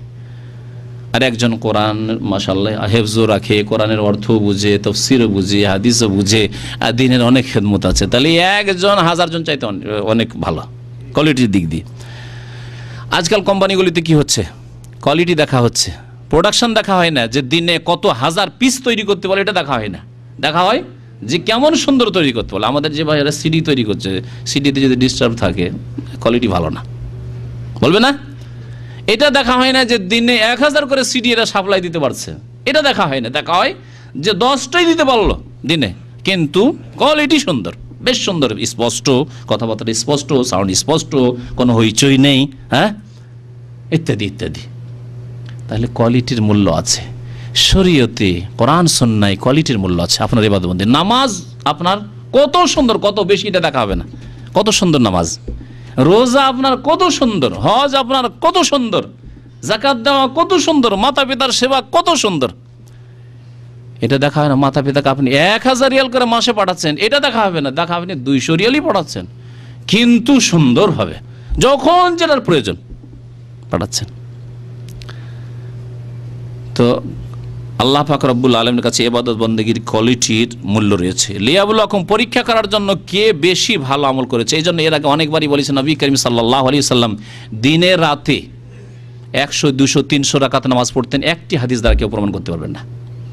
জিন্দেগিতে কোনো রাতে 100 রাকাত নামাজ পড়েছেন নবী সাল্লাল্লাহু আলাইহি সাল্লাম, এটা কেউ প্রমাণ করতে পারবেন না। পারবেন? যদি আপনারা না পারেন, কোনো বিদাতি আলেম যারা এইসব বিদাতি কিচ্ছা কাহিনী বয়ান করে তাদেরকে বলেন যে আরে ইমাম আবু হানিফার কথা বাদ দাও, শাফি মালিক আহমদ ওনারা 300 পড়তেন, 400 পড়তেন, ওইসব কিচ্ছা না বয়ান করে নবী সাল্লাল্লাহু আলাইহি সাল্লাম 100 পড়েছেন এক রাতে, এটা একটা প্রমাণ করে দাও। কোন হাদিস আছে? নবী করিম সাল্লাল্লাহু আলাইহি সাল্লাম মাত্র কত রাকাত নামাজ পড়তেন দিন রাতে? দিন রাতে 40 রাকাত নামাজ পড়তেন। 40 রাকাত নামাজ পড়তেন, প্রমাণিত। দিন রাতে 24 ঘন্টায়। রাত্রে 11-র বেশি পড়তেন না, কিন্তু 11 পড়ে পা ফুলিয়ে দিতেন। 11ই নামাজ পড়তেন, 11 রাকাত, 5 ঘন্টা 6 ঘন্টা ধরে। নিসফাহু আবিন কুসমিনহু কালিলা আও জিদ আলাইহি ওয়ারাত্তিলিল কুরআনা তারতিলা, সূরা মুজাম্মিল এই পারাতে আসবে। এটা হচ্ছে কোয়ালিটি। 2 রাকাত নামাজ পড়লেন, কিন্তু আপনি আধা ঘন্টা ধরে সিজদায় পড়ে থাকলেন, আপনি 20 মিনিট আধা ঘন্টা ধরে। এটা হচ্ছে কোয়ালিটি। আর সিজদা আমাদের দেশের সুন্নত যারা 17 রাকাত এশার নামাজ পড়ে, যেসব বিদাতি ভাইরা, তাদের অবস্থা এই না, সিজদা দিচ্ছে, কি পড়লো আল্লাহ জানে, আর 17 রাকাত এশার নামাজ পড়বে ও। আল্লাহ বলেননি, তার রাসূল বলেননি 17 রাকাত। এইরকম পরিমাণ চান না আল্লাহ পাক রব্বুল আলামিন, কোয়ালিটি চান। সুন্দর কোয়ালিটির নামাজ হইতে হবে, সুন্দর কোয়ালিটির ইবাদত বন্দেগী হইতে হবে। আচ্ছা, সুন্দর কোয়ালিটি কেমন করে হবে? এটা একটা প্রশ্ন। কোয়ালিটি কেমন করে সুন্দর হবে? হ্যাঁ, ইমাম আল্লামা সাদি, শাইখ ইবনে উসাইমিন রাহমাতুল্লাহ আলাইহির ওস্তাদ, ওনার একটি তাফসীর আছে তাইসিরুল কারীমুর রহমান, বা তাফসীর সাদি বলে খুব প্রসিদ্ধ। এইরকম আকারে আছে তাফসীরটি। ওই তাফসীরটি আমি পড়ে আসবো বেশিরভাগ। ওই তাফসীরে তিনি সুন্দর কথা বলেছেন, আখলাসুহু ওয়া আসওয়াবুহু। আহসান আমাল আর তাফসীর করেছেন এই দুটি শব্দ দিয়ে, আখলাসুহু ওয়া আসওয়াবুহু। খালিস আমল হইতে হবে এবং সওয়াব আমল হইতে হবে। সওয়াব মানে সা দিয়ে নেকির না, সওয়াব মানে সদ দিয়ে। অর্থ কি? অর্থ বলছি এখন। দুটি শর্ত যে ইবাদত বন্দেগী কবুল হওয়ার জন্য, এই দুটি শব্দে ঢোকা আছে। ইবাদত বন্দেগীর কোয়ালিটি সুন্দর করতে হলে প্রথম খালেস নিয়তে একমাত্র আল্লাহ পাকের সন্তুষ্টির জন্য হইতে হবে। আল্লাহ পাকের ফরজ অথবা নবী সাল্লাল্লাহু আলাইহি ওয়াসাল্লামের সুন্নাত তাই করছি, হ্যাঁ, এবং আল্লাহর জন্য করছি। কার জন্য করছি? একমাত্র আল্লাহর জন্য করছি। মানুষকে দেখানোর জন্য না, খুশি করার জন্য না, মানুষ কাছে সুনাম নেওয়ার জন্য না, খ্যাতির জন্য নয়। লা নুরিদু মিনকুম জাযাআন ওয়ালা শুকুরা, এসব নিয়ত নিয়ে একমাত্র আল্লাহর জন্য ওই কাজটি। আর আরেকটি শর্ত হচ্ছে আসওয়াবহু, সওয়াব মানে দুরুস্ত, যেটা দুরুস্ত আমার দেশের লোকের আবার উর্দু বুঝে, তাই না? মানে সঠিক। সঠিক কোনটা? নবী করিম সাল্লাল্লাহু আলাইহি সাল্লামের পদে পদে অনুসরণ করে। যেমন নবী সাল্লাল্লাহু আলাইহি ওয়াসাল্লামের নামাজ তেমন আমার নামাজ। শেখ যদি নামাজে এটা না করি তো চলবে না, এটা না করি তো চলবে না, এটা না করলে কি নামাজ হবে না, রফায়দান না করি তো নামাজ কি হবে না, আমিন জোরে না বলি তো কি অসুবিধা হবে, যদি সূরা ফাতিহা না পড়ি তো কি অসুবিধা হবে? এই প্রশ্ন কেন? এই প্রশ্নের উত্তর হচ্ছে যে নবী সাল্লাল্লাহু আলাইহি ওয়াসাল্লামের নামাজ হইতে হবে আপনার নামাজ। যেমন নবী সাল্লাল্লাহু আলাইহি ওয়াসাল্লাম নামাজ পড়েছেন তেমন নামাজ পড়তে হবে। 4 রকম নামাজ ভাগ করলে হবে না। নামাজ একরকম পড়তে হবে এবং নবী করিম সাল্লাল্লাহু আলাইহি ওয়াসাল্লামের নামাজ পড়তে হবে, তাহলে কোয়ালিটি সুন্দর হবে। তাহলে কোয়ালিটি সুন্দর করার জন্য যে কোনো ইবাদতের দুটি শর্ত, এক হচ্ছে এক আল্লাহ পাকের জন্য, আর একমাত্র রাসূলুল্লাহ সাল্লাল্লাহু আলাইহি ওয়াসাল্লামের তরিকা অনুযায়ী। নামাজ নবী সাল্লাল্লাহু আলাইহি ওয়াসাল্লামের নামাজ, রোজা নবী সাল্লাল্লাহু আলাইহি ওয়াসাল্লামের রোজা, যাকাত নবী সাল্লাল্লাহু আলাইহি ওয়াসাল্লামের যাকাত, হজ নবী সাল্লাল্লাহু আলাইহি ওয়াসাল্লামের হজ। হজে গেলেন আর থাকবেন আজিজিয়াতে, হজে গেলেন আর সন্ধ্যাবেলা 11 তারিখ 12 তারিখে রাত কাটাইতে হবে মেনা ছেড়ে দিয়ে বাংলাদেশের মৌলভী হুজুররা আসছে মুআল্লিম হয়ে তারা, হ্যাঁ, আর এসে হাজার হাজার হাজিদেরকে নিয়ে গিয়ে বলছে চলো সন্ধ্যাবেলা গিয়ে রাত্রে তওয়াফ করি। এখানে হাজিরা আছেন, আমার সামনে বসে আছেন, পারে না এরা ওদের সাথে তর্ক বহস করে যে না আমাদের আত্মীয় এসছেন, ওনাকে ভালো করে হজ করাবো, মেনাতে রাত রাখবো, থাকতে দেবে না? বলছেন না না চলো এটা সুন্নত। না না চলো কি এটা? আরে যদি সুন্নত হয় তো পালন করার জন্য না ছাড়ার জন্য? এই বিদাতীদেরকে জিজ্ঞাসা করেন, ধরে নিলাম যে সুন্নত, তাহলে ছাড়ার জন্য না পালন করার জন্য? তাহলে তারপরে সুন্নত না ওয়াজিব। নবী সাল্লাল্লাহু আলাইহি ওয়াসাল্লামের কোন সাহাবী এইভাবে মিনা ছেড়ে দিয়ে গিয়ে মক্কায় বসে থেকেছেন হোটেলে, অথবা রাত্রে তওয়াফ করতে থেকেছেন, এরকম করেননি। তাহলে হজ তো করলেন বাংলাদেশ থেকে 2 লাখ টাকা খরচ করে, পরিমাণ তো অনেক খরচ, কিন্তু কোয়ালিটি ভালো হলো না। কারণ মেনার রাত কাটলো মক্কায়, মেনার রাত কাটলো হোটেলে গিয়ে, কোয়ালিটি ভালো হলো না। কোয়ালিটি ভালো করতে হলে ইয়াবলুয়াকুম আইয়ুকুম আহসানু আমালা, তার কোয়ালিটি ভালো হলে এই দুটি শর্ত মনে রাখতে হবে যে কোনো ইবাদত বন্দেগীর ক্ষেত্রে আপনার। ওয়া হুয়াল আজিজুল গফুর, এবং তিনি আল্লাহ আজিজ। আজিজ মানে কি? হ্যাঁ, পরাক্রান্ত বা পরাক্রমশালী। সর্বজয়ী বলতে পারেন, আজিজ, হ্যাঁ, যিনি সব কিছুর ওপর জয়ী তাকে আজিজ বলা হয়। এটি আল্লাহ পাক রব্বুল আলামিনের যে নাম রয়েছে আল আজিজ, তার অর্থ। আজিজের আরও কয়েকটি অর্থ হয়। আজিজ আরবি শব্দ, একটা শব্দের অনেক অর্থ হয় বিভিন্ন ভাষায়। বাংলাতেও একটা শব্দ আছে, বিভিন্ন অর্থ হয়, হয় না? অনেক সময় বানানের পার্থক্য থাকে, অনেক সময় বানানেরও পার্থক্য থাকে না, অর্থ একটি শব্দের দুই, হয় না? হয় না? হতে পারে। তো আজিজ মানে প্রিয় হয়, আজিজি বলে না এখানে যারা থাকছেন, আজিজি মানে মাই ডিয়ার, আজিজি আল মুসাফির, হ্যাঁ, মাই ডিয়ার প্যাসেঞ্জার লেখা থাকছে, দেখবেন যেখানে যেখানে সফর করার জায়গা আছে। তো আজিজি মানে এই অর্থেই আমাদের দেশের লোকেরা আজিজুর রহমান নাম রাখে, রাখে না? বা আজিজুল হক মানে আল্লাহ পাকের প্রিয়, হ্যাঁ, আমার প্রিয়কে আজিজ বলে। তাহলে আজিজ মানে প্রিয় হয়। আর আজিজ মানে যেটা খুব মানে লব্ধ নয়, যেটা খুব কম পাওয়া যায়, সেটাকে আজিজ বলে। এই অর্থে মুহাদ্দিসিনে কেরামরা হাদিসের যে 4 ভাগ করেছেন, মোতাওয়াতের, মশহুর, আজিজ, গরীব, ওই অর্থে আজিজ বলেছেন। কারণ এই আজিজ প্রত্যেক স্তরে দুটি দুটি করে বর্ণনাকারী থাকবে, এইরকম হাদিস খুব কম পাওয়া যায়, এই জন্য তারা বলেছে এটা আজিজ মানে খুব কম পাওয়া যায়, লব্ধ না। তো যাই হোক, আল্লাহ পাক রব্বুল আলামিনের নামের ক্ষেত্রে আজিজ মানে হচ্ছে যিনি পরাক্রান্ত, সব কিছুর ওপর জয়ী বা সবার উপর জয়ী। আল্লাহ পাক রব্বুল আলামিন যা ইচ্ছা করেন তাই হয়। কিন্তু আল্লাহ পাক অনেক সময় জালেমদেরকে ছাড় দেন, এতে জালেম ধোকা খেয়ে যায়। সায়েন্স টেকনোলজির যারা মালিক তারা অনেক সময় এতে ধোকা খেয়ে গেছে যে আমরা যা ইচ্ছা তাই করবো পৃথিবীতে। কিন্তু আল্লাহ পাক রব্বুল আলামিন সব কিছুর ওপর তিনি আজিজ, সর্বশক্তিমান, ইচ্ছা করলে সব কিছুকে শেষ করে দিতে পারেন। আল্লাহ পাক ছাড় দিয়েছেন তাদেরকে। কোরআনে কারিমে এই ছাড়ের কথা আল্লাহ পাক উল্লেখ করেছেন, ফামা হেলিল কাফিরিনা আমহিলহুম রুয়াইদা, ফামা হেল কাফির, কাফেরদেরকে অবসর দাও। হ্যাঁ, যারা খুব বড় মাছ ধরে, হ্যাঁ, ওই আপনার কি দিয়ে বলে, বড়শি দিয়ে, ছিপ দিয়ে মাছ ধরে, তারা কিন্তু মাছকে একবারে টান দেয় না। বড় মাছ যদি দেয়, বড় মাছ লেগেছে একটু ঢিল দেয়, একটু ক্লান্ত হোক। তো এদেরকে দুনিয়াতে ওই রকমই ছেড়ে দিয়েছে আল্লাহ পাক রব্বুল আলামিন। এতে ধোকা খাওয়ার কিছু নেই, তারা ধোকায় আছে। কিন্তু একজন মুমিন মুসলিমকে ধোকা খাওয়া উচিত নয় যে আল্লাহ কি এদেরকে ভুলে গেছেন। ওমা কানা রব্বুকা নাসিয়া, আল্লাহ ভুলে যান না। ওমাল্লাহু বিগাফিরিন আম্মা তা'মালুন, তোমরা যা কিছু করছো তা থেকে আল্লাহ পাক অনবহিত নন। আল্লাহ যে জানেন না, খবর রাখেন না, এইরকম নয়। ওহুয়াল আজিজুল, তারপরে আল্লাহ পাকের একটি নাম হচ্ছে আজিজ, আর একটি নাম হচ্ছে আল গফুর, যিনি, হ্যাঁ, অতি মার্জনাকারী। গফুর, আল্লাহর নাম গাফফার।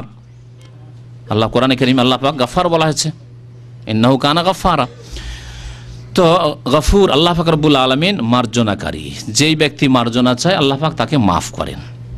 আল্লাযী খালাকা সাবআ সামাওয়াতিন তিবাকা, যে আল্লাহ 7 আসমান সৃষ্টি করেছেন। তাহলে আসমানের সংখ্যা কতটি? 7। তেবাকান, তারপরে এই আসমানের গুণ আল্লাহ বর্ণনা করেছেন তেবাকান মানে স্তরে স্তরে, একটির ওপর আরেকটি, একটির ওপর আরেকটি। এই আসমানগুলি এক আসমান আর এক আসমানের সাথে, এক আকাশ আর এক আকাশের সাথে লেগে আছে না মধ্যখানে খোলা স্তর আছে? খোলা স্তর আছে, খোলা জায়গা আছে। এর প্রমাণ নবী সাল্লাল্লাহু আলাইহি ওয়াসাল্লামের মেরাজের হাদিস। নবী করিম সাল্লাল্লাহু আলাইহি ওয়াসাল্লামকে জিবরাইল আলাইহিস সালাম নিয়ে যাচ্ছেন, প্রত্যেক আসমানের দরজায় যাচ্ছেন। এর দ্বারা বোঝা যায় যে আসমানের দরজাও আছে। ওয়ালা তুফাত্তাহু লাহুম আবওয়াবুস সামায়ে, কাফেরদের জন্য, কাফেরদের আত্মার জন্য আসমানের দরজা খোলা হবে, লেকিন আবওয়াবুস সামা, কোরআন প্রমাণ করে যে আসমানের দরজা আছে। ওয়ালা ইয়াদখুলুনাল জান্নাহ, আবওয়াবুস সামার কথা কোরআনে কারীমে আছে, নবী সাল্লাল্লাহু আলাইহি ওয়াসাল্লাম মেরাজের হাদিস আছে। কে আছে? আমি জিবরাইল। ওমান মাক, আপনার সাথে কে, আবার কাকে নিয়ে এসেছেন? বলছে যে মুহাম্মদ সাল্লাল্লাহু আলাইহি ওয়াসাল্লাম, মুহাম্মদ শেষ রাসূল। হ্যাঁ, মারহাবান মারহাবান, দরজা খুলে দিল। এই করতে করতে আবার গেলেন প্রথম আসমানে, আদম আলাইহিস সালাম ইত্যাদি করে বিভিন্ন আসমানে বিভিন্ন আম্বিয়া কিরামের সাথে দেখা হইল। প্রত্যেক আসমান খোলা হচ্ছে, আবার সফর হচ্ছে। তাহলে এক আসমান থেকে আর এক আসমানের মাঝে খোলা স্থান রয়েছে। আল্লাহ পাক তার দূরত্বের কথা বেশি জানেন। তেবাকান, জমিন, জমিন কি 7 আছে না জমিনে 1? কোরআনে কারীমের এক সূরার আয়াতে আছে অমিনাল আরদে মিসলাহুন্না, সূরা তালাকে, অমিনাল আরদে মিসলাহুন্না, জমিনও অনুরূপ রয়েছে। অনুরূপ মানে কার মতো? আসমানের মতো। কিন্তু মতো বললে পুরোপুরি মতো হওয়া জরুরি না। যেমন বলছেন যে এই ছেলেটি ওর বাপের মতো, মানে কি সব দিক দিয়ে। ওর বাবা যেমন বক্তা সেও বক্তা, ওর বাবা যেমন আলেম সেও আলেম, ওর বাবা যেমন সামলা সেও সামলা, ওর বাবা যেমন সাদা তেমনি, ওর বাবা যেমন লম্বা তেমনি সব দিক দিয়ে না। আরবদের খুব প্রসিদ্ধ উপমা ছিল জায়দুন কাল আসাদ। জায়দ হচ্ছে সিংহের মতো, মানে কি সিংহের মতো, সিংহের মতো সব কিছুতেই, একটা জিনিসে শুধু কিসে, সাহসে, ক্ষমতায়, তাই না? ওই রকমই আল্লাহ যা বলেছেন আমিনাল আরজ মিসলাহুনা, জমিন ও আসমানের মতোই, মানে জরুরি নাই যে এক জমিন থেকে আরেক জমিনের মাঝে খোলা জায়গা আছে আর এইরকমই মানুষ আবার বাস করছে দ্বিতীয় স্তরে তৃতীয় স্তরে, দ্বিতীয় জমিনে তৃতীয় জমিনে, না। জমিন এক অপরের সাথে লাগাই আছে, এটি হচ্ছে সঠিক, এটি হচ্ছে সঠিক। কিন্তু জমিনেরও 7টি স্তর আছে, জমিনের 7টি স্তর আছে, জমিনের 7টি স্তর এক অপরের উপর আছে।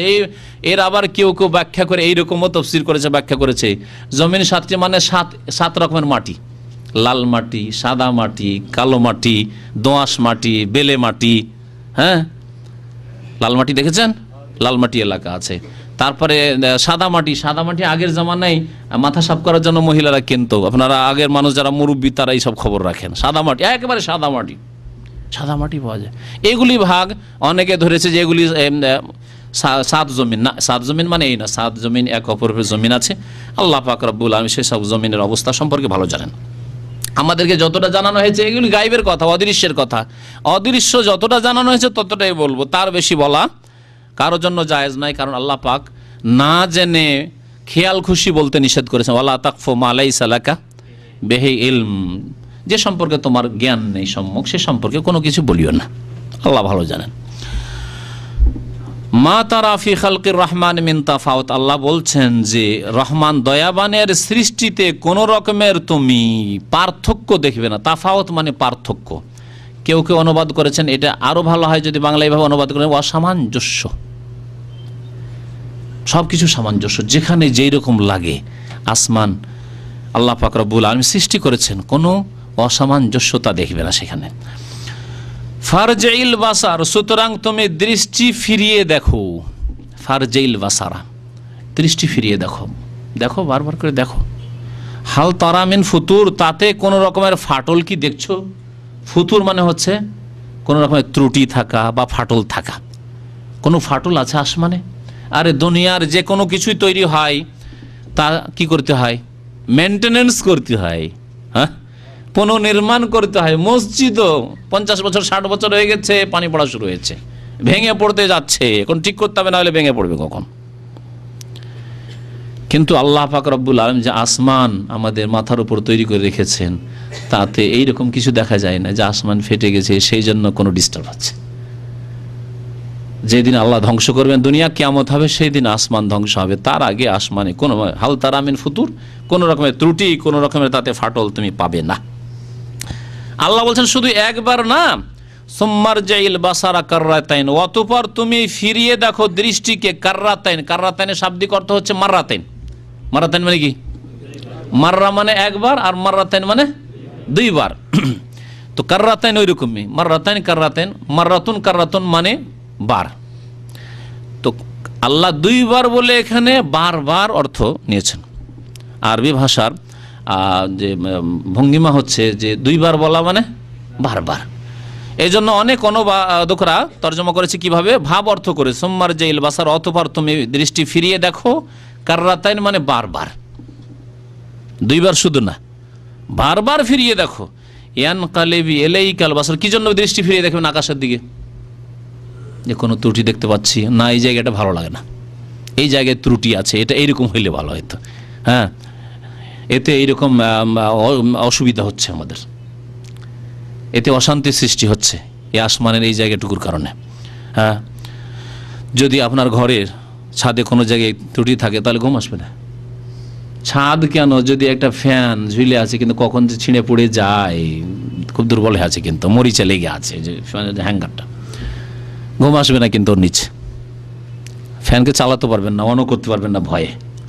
এইরকম আছে কি? আল্লাহ বলছেন বারবার করে দৃষ্টি ফিরিয়ে দেখো। ইয়ানকালিবু ইলাইকাল বাসার, দৃষ্টি তোমার দিকে ফিরে আসবে খাসিয়ান, ব্যর্থ হয়ে। ব্যর্থ হয়ে ফিরে আসবে। ওহ হাসির, এবং তা ক্লান্ত হয়ে পড়বে। ব্যর্থ হয়ে ফিরে আসে মানে যে ত্রুটি ধরার চেষ্টা করছিলে বা ইচ্ছা করছিলে, ত্রুটিও পেলেন না, ব্যর্থ হয়ে ফিরে আসলে। আর ক্লান্ত এই জন্য যে ওপর দিকে মানুষ দীর্ঘক্ষণ তাকালে চোখ ক্লান্ত হয়ে যায়, দৃষ্টি ক্লান্ত হয়ে যায়। ক্লান্ত হয়ে ফিরে আসবে তোমার চক্ষু তোমার কাছে, তোমার দৃষ্টিশক্তি, কিন্তু তুমি কোনো ত্রুটি খুঁজে পাবে না। তারপরে আল্লাহ পাক রব্বুল আলামিন আসমানকে, আকাশকে যে সৌন্দর্যতা দান করেছেন তার কিছু অংশ এখানে উল্লেখ করেছেন। ওয়ালাকাদ যায়্যানাস সামা দুনিয়া বিমাসাবিহ, নিশ্চয় আমি প্রথম আসমানকে, আসসামা দুনিয়া মানে দুনিয়া পৃথিবী, দুনিয়াবি আসমান এই জন্য বলা হয়, মানে প্রথম আসমানকে। ওয়ালাকাদ যায়্যানাস সামা দুনিয়া, আমি নিকটের আকাশকে, দুনিয়া মানে নিকটে হয়, আর আমাদের নিকটে হচ্ছে এই প্রথম আকাশ। সেজন্য যদি কেউ প্রথম আকাশ বলে ভাব অর্থ, তো অসুবিধা নেই, কিন্তু আসসামা দুনিয়া মানে হচ্ছে নিকটের আকাশ। আমি এই নিকটের আকাশকে অলঙ্কৃত করেছি, সুশোভিত করেছি, সুসজ্জিত করেছি। জিনত থেকে যায়্যান্না বেমাসাবিহ, মিসবাহুনের জামাহ, মিসবাহ বলে প্রদীপকে, আর মাসাবিহ বহু বচন, প্রদীপ মালা দিয়ে। কি আজানের সময় হয়ে গেল মনে হচ্ছে, হ্যাঁ কাছে আসছে। ওয়াজআলনাহ রুজুমান লিশ-শায়াতিন, আল্লাহ পাক রব্বুল আলামিন এই যে আসমানকে সুসজ্জিত করেছেন কি দিয়ে? হ্যাঁ, তারকা গ্রহ দিয়ে, গ্রহ নক্ষত্র দিয়ে, গ্রহ এবং নক্ষত্র দিয়ে, যেগুলির নিজের আলো আছে অথবা সূর্যের আলো আছে। গ্রহ নক্ষত্র যে পার্থক্য করা হয়েছে, সে গ্রহ হোক আর নক্ষত্র হোক, এগুলি দিয়ে আল্লাহ পাক রব্বুল আসমানকে সুসজ্জিত করেছেন। এগুলিকে আল্লাহ পাক মাসাবি বলেছেন, আকাশের প্রদীপমালা, আকাশের প্রদীপমালা। ওয়াজআলনাহ রুজুমান লিশ-শায়াতিন, এবং এগুলিকে আমি করেছি শয়তানকে কষাঘাত করার উপায়, শয়তানকে আঘাত করার উপায়। এগুলিকে শয়তান আঘাত করার উপায় করেছি, কেমন কথা? তাফসীরকারগণ লিখেছেন মানে এগুলির মতগুলিকে। কি জন্য? যেই তারকা নক্ষত্র রাজি রয়েছে সেগুলি দ্বারা শয়তানকে আঘাত করা হয় না, বরং উল্কাপিণ্ড দিয়ে, যে আসমান এবং জমিনের মাঝে উল্কাপিণ্ড দিয়ে শয়তান যখন জিন আকাশের দিকে যাওয়ার চেষ্টা করে এবং আকাশের খোঁজ খবর নিব, জানবো যে ফেরেশতারা কি আলাপ আলোচনা করছে, আগামীর জন্য কি আল্লাহ পাকের ফয়সালা হইল, সেই ফয়সালাগুলি ফেরেশতারা যখন আলোচনা করবে কান লাগিয়ে শুনবো, শোনার পরে এসে গণকদেরকে বলবো, জাদুকরদেরকে বলবো, এই ভণ্ড পীরদেরকে বলবো, এরা তখন মুরিদদেরকে, এরা ভক্তদেরকে বা এই জাদুকর গণকদের কাছে যারা যায় হাত দেখাতে বা কিছু করতে, ভবিষ্যৎ মানে আমার চুরি হয়েছে, এটা কোথায় আছে ইত্যাদি, আমার এই হয়েছে সে হয়েছে, আমার ছেলে হারিয়ে গেছে কোথায় আছে, এসব জানার জন্য তাদেরকে যেন কিছু কথা বলতে পারে। একটা সত্য আর 99টি মিথ্যা বা 100টি মিথ্যা নবী করিম সাল্লাল্লাহু আলাইহি ওয়াসাল্লাম বলেছেন, এসব লাগিয়ে গণকরা, জাদুকররা, ভণ্ড পীরেরা ভক্ত বাড়ায় অথবা পয়সা বাড়ায়, এসব করে। শুধু গণকরাই করে না, আর শুধু জাদুকররা করে না, ভণ্ড পীরেরা যারা ভবিষ্যৎবাণীর কারামতি দেখিয়ে, ভেলকিবাজি দেখিয়ে মুরিদ বাড়ায় আর পয়সা তাদের কাছ থেকে নজর নিয়াজ আদায় করে, তারাও এই শ্রেণীর, এরাও ওই গণক জাদুকর। তো আল্লাহ পাক রব্বুল আলামিন এই উল্কাপিণ্ডগুলি দিয়ে যে শয়তানকে আঘাত করে, শয়তান যখন উপরে যাওয়ার চেষ্টা করে, এটা ওই নক্ষত্র রাজির মতোই, সেজন্য ওই ধরনের, ওইগুলি নয়। তাফসীরকারগণ বলেছেন ওয়া আতা'না লাহুম আযাবাস সাইর, এবং তাদের জন্য, এই শয়তানদের জন্য আমি প্রস্তুত করে রেখেছি জ্বলন্ত আযাব। সাইর বলা হয় এমন আগুন যা জ্বলন্ত, জ্বলছে, জ্বলন্ত আগুনের আযাব আমি তৈরি করে রেখেছি, প্রস্তুত করে রেখেছি। তারপরে আল্লাহ পাক রব্বুল আলামিন কাফেরদের অবস্থা বয়ান করেছেন, তারপরে একটি আয়াতে মুমিনের অবস্থা বয়ান করেছেন, ওয়ালিল্লাযিনা কাফারু বিরাব্বিহিম আযাবু জাহান্নাম, ওই সব লোকদের জন্য যারা কুফরি করেছে, অর্থাৎ কাফেরদের জন্য। কাফেরদের জন্য কি রয়েছে? কিসের সাথে কুফরি করেছে? বিরাব্বিহিম, তাদের রবের সাথে। ওই সব লোকদের জন্য কাফারু বিরাব্বিহিম, যারা তাদের রবের সাথে কুফরি করেছে, রবকে অস্বীকার করেছে, আযাবু জাহান্নাম, তাদের জন্য জাহান্নামের আযাব রয়েছে। রবকে অস্বীকার করেছে অথবা রবের কিতাবকে অস্বীকার করেছে, রবের রসুলকে অস্বীকার করেছে, রব বলেছেন আখিরাত পরকাল আছে অস্বীকার করেছে, রব জান্নাত জাহান্নাম সৃষ্টি করেছেন অস্বীকার করেছে, সকলে কিন্তু কাফের। রবের বিধানকে অস্বীকার করেছে, সব কাফের। ওয়ালিল্লাযিনা কাফারু বিরাব্বিহিম, ওই সব লোকদের জন্য যারা রবের সাথে কুফরি করেছে আযাব ও জাহান্নাম, জাহান্নামের আযাব রয়েছে। ওয়া বিসাল মাসির, এবং জাহান্নাম হচ্ছে নিকৃষ্ট বাসস্থান। মাসির বাসস্থান, বেসা মানে নিকৃষ্ট, খারাপ। ইজা উলকু ফিহা, যখন তাদেরকে তাতে মানে ওই জাহান্নামের আযাবে নিক্ষেপ করা হবে, ইজা উলকু ফিহা সামিউ লাহা শাহীকান, তখন তারা শুনতে পাবে ওই জাহান্নামের শাহীকান, বিকট আওয়াজ, বিকট শব্দ, বিকট শব্দ জাহান্নামের। জাহান্নাম জ্বলে জ্বলে তাতে এমন বিকট গর্জন শুরু হয়েছে, সেই গর্জন শুনতে পাবে। ওয়াহিয়া তাফুর, এবং জাহান্নাম উদ্বেলিত থাকবে, ফুটন্ত অবস্থায়। তাফুর, ফারা ইয়াফুর মানে হচ্ছে ফুটা, পানি যে ফুটে, আগুন যেন ফুটছে মনে হচ্ছে। ওয়াহিয়া তাফুর, এই জাহান্নামের বিকট চিৎকার হবে এবং জাহান্নাম যেন ফুটতে আছে। জাহান্নামের আগুন, জাহান্নামের আগুন দুনিয়ার আগুন চাইতে কত গুণ বেশি? 70 ভাগের 1 ভাগ দুনিয়া পাঠানো হয়েছে। 70 ভাগের 1 ভাগ, তাপমাত্রা কমাতে কমাতে কমাতে 1 ভাগ করে, 70কে ভাগ করে 1 ভাগ হালকা করে মাত্র 1 ভাগ পাঠানো হয়েছে। তাহলে বাকি কত তাপ আল্লাহ পাক রব্বুল আলামিন এই জাহান্নামের আগুনে রেখেছেন আল্লাহ পাক ভালো জানেন। তাকাদু তামাইয়াজু মিনাল গাইজ, মনে হচ্ছে, তাকাদু মানে মনে হচ্ছে, মনে হচ্ছে কি? তামাইয়াজু মিনাল গাইজ, ক্রোধে জাহান্নাম ফেটে পড়বে। গাইজ মানে ক্রোধ, রাগ, আর তামাইয়াজু মানে ফেটে পড়া। কুল্লামা উলকিয়া ফিহা ফাওজুন, যখন যখন তাতে একটি দলকে নিক্ষেপ করা হবে, সাআলাহুম খাজানাতুহা, জাহান্নামের দারোগা তাদেরকে জিজ্ঞাসা করবে। জাহান্নামের রক্ষীরা, খাজানা মানে রক্ষী বলতে পারেন, খাজানা মানে জাহান্নামের দারোগা, সহজ ভাষায় ফেরেশতা, জাহান্নামের ওপর নিযুক্ত ফেরেশতা, যারা দায়িত্বশীল ফেরেশতা, তারা জিজ্ঞাসা করবেন এই দলকে, আলাম ইয়াতিকুম নাযীর, তোমাদের কাছে সতর্ককারী কেউ আসেনি? নবী রাসূলের জামানা হলে নবী রাসূল, সতর্ককারী কেউ আসেনি? আর যদি নবী রাসূলের জামানা আজকাল হয়, তাহলে নবী রাসূলের দাওয়াত তোমাদের কাছে, কোরআনের দাওয়াত পৌঁছেনি, হাদিসের দাওয়াত পৌঁছেনি, তৌহিদ আল্লাহর একত্বের দাওয়াত পৌঁছেনি, নবী সাল্লাল্লাহু আলাইহি ওয়াসাল্লামের আদর্শ সুন্নতের দাওয়াত, রাস্তার দাওয়াত, ইসলামের দাওয়াত পৌঁছেনি? কেন শিরকে ছিলে, কেন কুফরিতে ছিলে, কেন নাস্তিকতায় ছিলে, কেমন কবর পূজা, কেন কবর পূজায় ছিলে, কেন তোমরা ভ্রান্ত পথে ছিলে, কেন হারাম খাওয়াই ছিলে, পাপে ছিলে, কেন ফরজ নামাজ ছেড়েছিলে? আল্লাম ইয়াতিকুম নাযীর, তোমাদের কাছে কি সতর্ককারী আসেনি? আল্লাহ পাক নাযীর বলেছেন, এই জন্য সতর্ককারী, শুধু রাসূল বলেননি। সতর্ক করার জন্য যে কেউ এসেছে, নবী অথবা নবীর ওয়ারিসগণ, উলামা ওয়ারাসাতুল আম্বিয়া। কালু বালা, তারা বলবেন হ্যাঁ, একটি শেষ হয়ে গেছে। কাদ জাআনা নাযীর, আমাদের কাছে সতর্ককারী এসেছিল। ফাকাযযাবনা, কিন্তু আমরা মিথ্যা মনে করেছিলাম। ওয়া কুলনা, আর বলেছিলাম তাদেরকে, মা নাযালাল্লাহু মিন শাই, আল্লাহ কিছুই নাজিল করেনি। কোরআন মুহাম্মদের রচিত মন গড়া কথা, আর কোরআন 1400 বছর আগের কথা এখনকার সমস্যার সমাধান করতে পারে? আজকাল কিছু শিক্ষিত গোমরা কাফের বেদিনরা, মুনাফিকরা এইসব কথাবার্তাই বলে থাকে।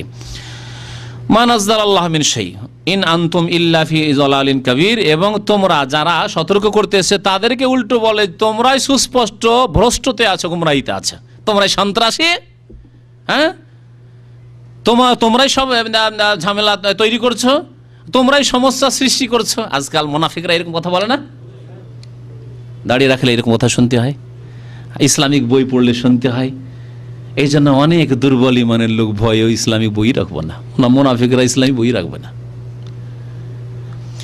তো এইরকমই চরিত্র ছিল কাফেরদের যুগে যুগে, যে কথা জাহান্নামে যখন নিক্ষেপ করা হবে তখন তারা এরকম কথাবার্তা বলবে। আজান হয়ে গেছে, এখান থেকে শেষ করছি ইনশাআল্লাহ তাআলা। বাকি অংশ ইনশাআল্লাহ আগামী সপ্তাহে যদি আল্লাহ পাক সহি সালামত রাখেন তো তাফসীর কমপ্লিট করা হবে। আল্লাহ পাক যেন আমাদেরকে কোরআন বুঝার এবং আমল করার তৌফিক দান করেন। ওয়া সাল্লাল্লাহু আলা নবিয়িনা মুহাম্মদ ওয়া আলা আলিহি ওয়া সাহবিহি আজমাইন। আসসালামু আলাইকুম ওয়া রাহমাতুল্লাহি ওয়া বারাকাতুহু। বিসমিল্লাহির রহমানির রহিম। আলহামদুলিল্লাহি রাব্বিল আলামিন, ওয়াস সালাতু ওয়াস সালামু আলা সাইয়্যিদিল মুরসালিন নবিয়িনা মুহাম্মদ ওয়া আলা আলিহি ওয়া সাহবিহি আজমাইন। আম্মা বা'দ, ফাউযু বিল্লাহি মিনাশ শাইতানির রাজীম। وقالوا لو كنا نسمع أو نعقل ما كنا في أصحاب السعير فاعترفوا بذنبهم فسحقا لأصحاب السعير إن الذين يخشون ربهم بالغيب لهم مغفرة وأجر كبير। মহান আল্লাহর সমস্ত প্রশংসা দরুদ ও সালাম নাজিল হোক প্রিয় নবী মুহাম্মদ সাল্লাল্লাহু আলাইহি সাল্লামের উপর। আল্লাহুম্মা সাল্লি আলাইহি আল্লাহুম্মা বারিক আলাইহি। সূরা মুলকের তাফসীরে প্রথম দিনের আলোচনায় প্রায় 7টি আয়াত বা 8টি আয়াতের তাফসীর করা হয়েছে, যাতে প্রথম দিকে আল্লাহ পাক রব্বুল আলামিনের কুদরতের কথা, তিনি সর্বশক্তিমান, তিনি বরকতময়, সব কিছুর মালিক তিনি হায়াত মত সৃষ্টি করেছেন।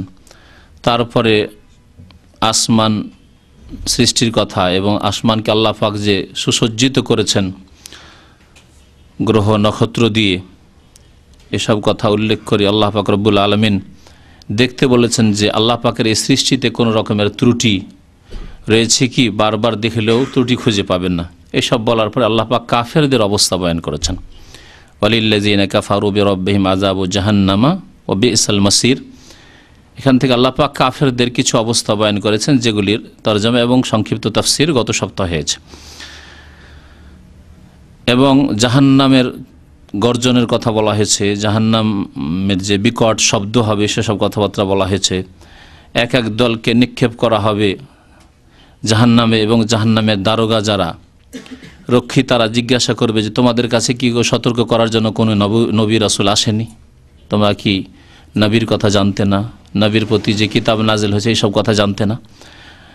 তখন তারা যা বলবে সেখান থেকে আজকে শুরু করছি কালু বালাহ। তারা বলবে জাহান্নামের দারোগাদেরকে যে হ্যাঁ অবশ্যই জানতাম। বালা, বালা মানেও হ্যাঁ হয় আর নাম মানেও হ্যাঁ হয়, কিন্তু দুটোতে গ্রামারিটিক্যাল পার্থক্য আছে, মানে আরবি গ্রামের দিক দিয়ে পার্থক্য আছে। কেউ যদি ইতিবাচক জিজ্ঞাসা করে যে আপনি খাবেন, আর যদি খেতে চান তাহলে কি বলবেন? নাম, হ্যাঁ। ইতিবাচকের জবাবে আপনি যদি সেটা করতে চান হ্যাঁ বলবেন, আর যদি না করতে চান লা। খাবেন তাকুল লা, আর খান তাহলে কি বলবেন? হ্যাঁ। আর যদি নেতিবাচক করে জিজ্ঞাসা করে আর আপনি ইতিবাচক জবাব দিতে চান তাহলে তখন বালা বলবেন। এটি হচ্ছে কায়দা, গ্রামার। কেমন জিজ্ঞাসা করছেন আপনি, আপনি খাবেন না? খাবেন নাই, কি বলে জিজ্ঞেস করলেন? খাবেন না, যাবেন না কি? তখন বলছেন হ্যাঁ যাব, তো কি বলতে হবে? বালা। আলাইসাল্লাহু বিআহকামিল হাকিমিন, কিছু হাদিস আছে যে এর জবাবে কি বলতে হবে? বালা ওয়া আনা আলা যালিকা মিনাশ শাহিদিন। তো আল্লাহ পাক রব্বুল আলামিন কোরআনে কারীমে ইরশাদ করছেন যে তারা কি বলবে। তার আগে তাদের প্রশ্ন কি করা হয়েছিল জাহান্নামের দারোগার পক্ষ থেকে? হ্যাঁ, আলাম ইয়াতিকুম নাযির, তোমাদের কাছে সতর্ককারী কি আসেনি? নেতিবাচক জিজ্ঞাসা করেছে, আর এসেছিল, সেজন্য তারা কি জবাব বলবে? বালা, হ্যাঁ অবশ্যই এসেছিল। আর যদি জিজ্ঞাসা হইতো এরকম তোমাদের কাছে সতর্ককারী কি এসেছিল, তাহলে কি জবাব হইতো? নাম হইতো। গ্রামের পার্থক্য। কালু বালা, তারা বলবে যে হ্যাঁ অবশ্যই এসেছিল। কাদ যা আনা নাজির, আমাদের কাছে সতর্ককারী এসেছিলেন। ফাকাজ্জাবনা, কিন্তু আমরা মিথ্যা মনে করেছিলাম। কাজ্জাবা ইউকাজ্জাব মানে মিথ্যা মনে করা, মিথ্যা প্রতিপন্ন করা। ওয়াকুলনা, এবং শুধু মিথ্যাই মনে করিনি, বরং আরো বাড়াবাড়ি করেছিলাম। বলেছিলাম মা নাজ্জালাল্লাহু মিন শাই, আল্লাহ কিছুই নাজিল করেনি। এগুলি তার মন গড়া কথা, মুহাম্মদ সাল্লাল্লাহু আলাইহি ওয়াসাল্লামের রচিত।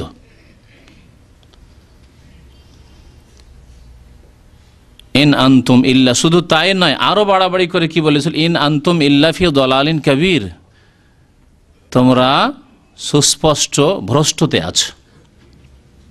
তারা হেদায়েত করতে এসেছেন, সঠিক কথা বলতে এসেছেন, তারপরে প্রথম মিথ্যা মনে করো, তোমরা মিথ্যুক।